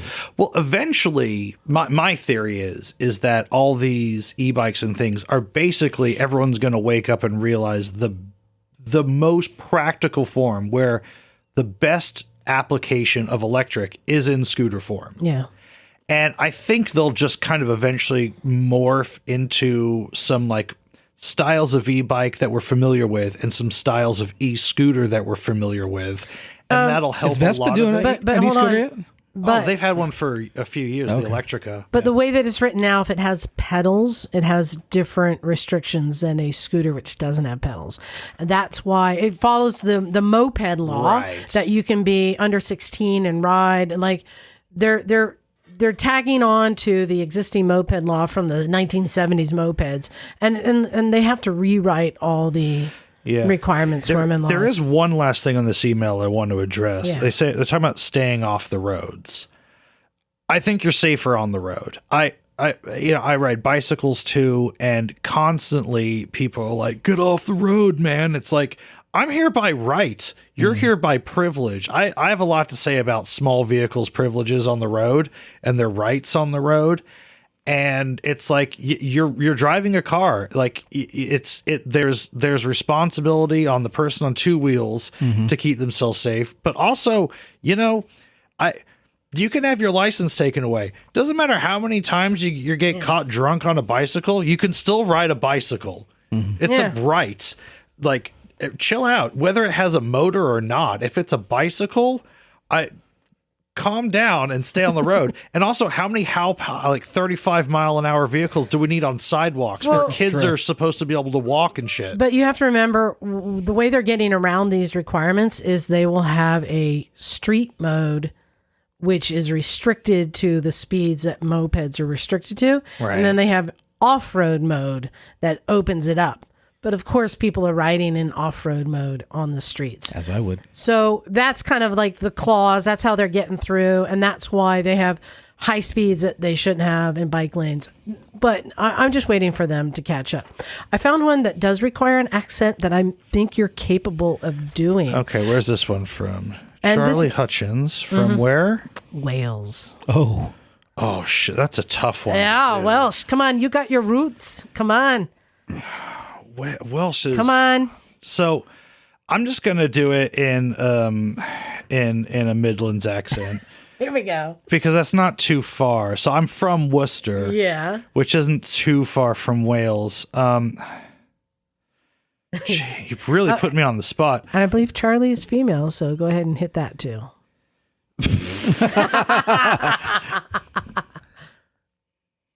Come on. So, Charlie, thank you first off for sending in. I said, send us a picture with your T-shirt on. The same shirt that Pete got one of today. Oh, Thanks yeah, for it's visiting. Very nice. It's very yeah, nice. And if you want one, go to motorcyclesandmisfits.com, hit on the shop. You will get one. You know what I'm going to do? I'm going to read it like Ozzy Osbourne. Because that's actually pretty close to where I'm from, too, right? Let's hear it. All right, this is from Charlie Hutchins in Wales. Jeez. Where in Wales? It doesn't matter. All right, so as Ozzy, put me on the spot. Jeez. Yeah. he's doing Peaky Blinders. All right. Hello to all.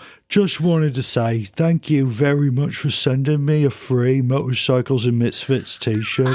It's brilliant. I love listening to your podcast, and you truly look forward to listening every week. Here's a photo of me wearing it on Monday, where I'm at the top of our. Oh, jeez. Yeah, this is why I handed it to you. Out in some, yeah. You know, a mountain. Look, English spelling is just for fun. Welsh spelling is no, I'm not even going to go there. Mountain in Wales. Me and my mum walked up and it was absolutely stunning. Though extremely windy at the top. I hope you enjoy your UK trip and get to see how beautiful Wales is. This is so dumb. There's some amazing roads here that are brilliant on motorbikes. Thanks for the hard work you do putting the shows together. And again for the t-shirt. With love from Charlie. Oh, thanks, Charlie. You should have done maybe Sharon Osbourne would have been a little bit better. Ozzy! Oh, Sharon, where's the remote? Yeah. With a little bit of Brooklyn thrown in. Good. John, I saved the best for last. All right. This is from JR from Sacramento. Hey, JR. So it's been a while. I was injured, non-motorcycle related. So work and riding were placed on the back burner. It's been 2.5 months now, and I'm back on the BMW, and now I'm retired. It's too long of a story for this email. I really enjoy getting to know Stumpy better. Thank you. He has a great story, even though he probably doesn't think so. It's always fun to get to know each of you more intimately, but John is behind the scenes, and we hardly get to know he's there. It was a wonderful thing that you did for him. I agree, and it reinforces how tight-knit motorcycle people are. Good on you. I have 2 things to say about BMWs. Liza, you were correct. Thank you. She loves to hear that. The ergonomics and element protection that BMW offers is unmatched by any other brand. Well, the Winnebago runs a good match, but their agility not good at all. Now, Miss Emma said that the CHPs is primarily some other nonsensical motorcycle, the Concourse. Not true. CHP used primarily BMWs for almost 2 decades. Just a few years ago, they went back to Harley. They went back because the BMW won the contract. California wanted to make changes that weren't in the original specs, and BMW said no. Be that it may, over 50% of CHP are still on BMW. Smaller agencies still use BMW and FJRs. Most officers will tell you they like the speed and agility of those better than the Harley. Great show as always. Keep the wind in your face and the rubber on the ground. And I can't wait to get chastised by Emma. Who's not here to defend that. Thank you, JR. He was down here for our 500th episode. He also sent in a picture of him with his granddaughter, Ryan, wearing her Motorcycles and Misfits t-shirt. I remember JR. Yeah. Yeah, really fun. He's great. So, Well, I was just going to say about that email. It's my first time in California, and I'm just unbelievably disappointed. I haven't seen anyone in a police-dressed KZ-1000 dressed like Paunch yet. I think all of the CHP should be forced to they dress do dress like Paunch. Well, you missed Knock. Oh, do they still? Knock dresses like and that they wear sometimes. short-sleeve shirts. Oh, excellent. Well, I can't wait to see one. Maybe And in they SoCal. and they wear equestrian boots. Nice. Okay. Yeah, no, that's Well, happens. all's well, and then. I've asked them, why do you wear short sleeve shirts like on the freeway? And they said because they're wearing so much like the armor and stuff underneath that they get overheated. They just get hot. All right. That to put a jacket on is just too much. And if it's really really cold or really wet, they do they still have the half helmets too? Yeah. Nice. Yeah, that's what they wear. Yep. They're just on All right. Harleys or BMWs. Yeah, I have no issues with that. Well, they can ride whatever they want to ride, as long as they dress you like haven't seen Paunch. one yet. No, not yet. That's right. My eyes have been open looking for them. Have you? What You're else just have not going you? fast enough. Well, not on the Rebel 300. No. Is there anything else you've seen in California that surprised you or impressed you? Have you seen the Golden Gate Bridge yet? No, that's on the list for tomorrow. Okay, well that's quite fun. People warned me I'm getting used very slowly to California traffic. Mm-hmm. It's weird too. I'm really excited to lane split, and I actually haven't really had an occasion to do so yet. Oh yeah, I really do kind of as much as I can try to ride my own ride, and lane splitting is not legal in Colorado yet. Right. I still do it if I feel like it. yeah, I did it on the freeway yesterday. It's just it's an unenforceable law if you really think about it. How are they gonna, if it's gridlock, how are they gonna get to me? So I just do it when I feel like it. But I'm excited, especially when we get into LA, and I'm going to ride with Larry with Junkie from Creative Riding, and he's promised to take me on the Vespa down by like the LA River, and we're going to do some wheelies in the LA River. And well, the thing that maybe you weren't prepared for that many people aren't is that when the sun goes down, it's winter. So we wear our, like, the puffy coat came out last night. That's the thing. Yeah, you might feel it on the way back to the city tonight. Yeah. It's cold. Like right now we go outside, it's the temperature's dropping. I mean, is it going to be over 40? Oh, yeah. It Then drops I'm down fine. into the 50s. Okay. But even in the middle of summer. I ride year round in Colorado. If it's over 40, I'm fine. Well, I think that wraps up. I wanted to thank you for joining. Yeah, it was great having you here. You told me a while awesome. ago that you're coming out. I mean- Too bad you couldn't come and join us longer in the garage. We were still kind of hanging out. You saw what it's like. We all just kind of shoot the shit after we did a little bit of work today. I worked on the KLR since I'm selling it, and we all jumped in and helped John lube up his stem bearings. It was a group effort. Yeah. But we get shit done, and then we just sit around and shoot the shit and talk. And this is where the podcast What it's came all from. about. Yeah. So I hope next time you can come back and spend a little more time. You're still like looking around. You're still discovering new things in here, aren't you? Yeah, well, It's like being inside Liza's brain, by the way. Yeah. Yeah, well, it's this thing. You've experienced this, and we've had listeners come up, and they're like, oh, they've heard how many hundreds and hundreds of hours, right? And then you're actually in the space It's a trip. that you've heard, because there's a room, microphones all around it. It's the voices, the faces, the everything. We've met before. I've met both of you before, Right? But being in the room is still very, very different. And you see pictures on Facebook and this and that, but there are twice as many bikes as I thought there were. Look what I have over here. I haven't there's even more. Pulled it Yeah. out of the bag. It's still in the shopping bag. These are all Lego motorcycle kits, toys. Yeah, still in the shopping bag. We have that one on our table. Oh, There's no, a few that one- we that share. one? That thing's cool. Actually, that one you're pointing at. So these are it's a Lego company, but it's called, what is it? Lego Technics, isn't it? Technic. So that one you're pointing at is the Chinese knockoff that I built. I was going to say, ours is a different color. The real one is down in the box on the floor next to you. I got both of them to compare to see how it is.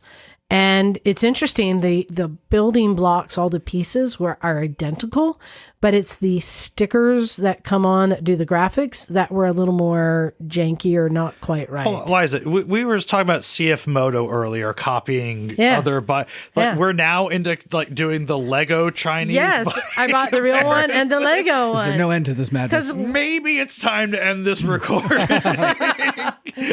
No, I'm kind of fascinated by trying all those. But yeah, and I also have decided that the Star Wars speeders are also motorcycles. So I have Star Wars speeders all over this collection too. Yeah, I know. There's a lot to see.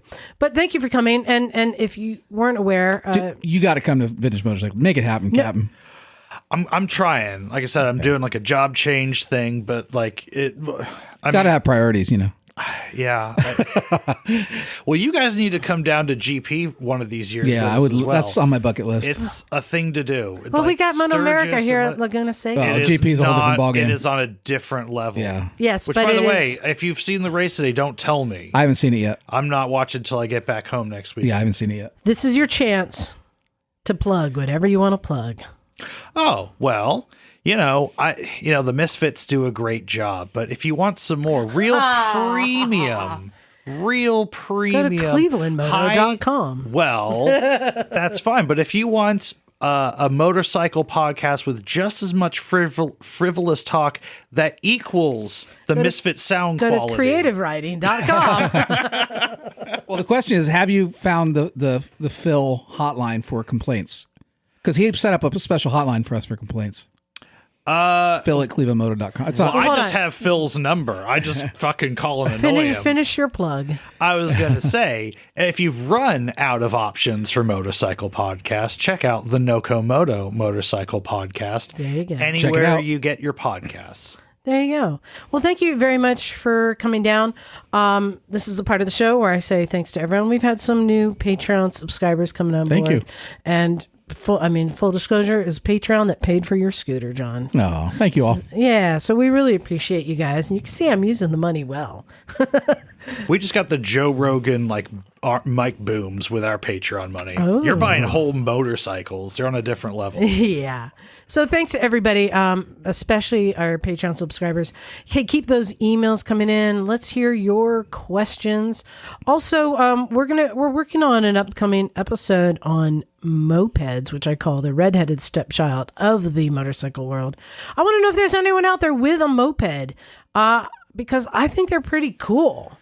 And they don't really get the respect they deserve. So we're going to be going deep diving into that. But I'd like to know, do you have a moped? Let us know. Send us an email at motorcyclesandmisfits@gmail.com.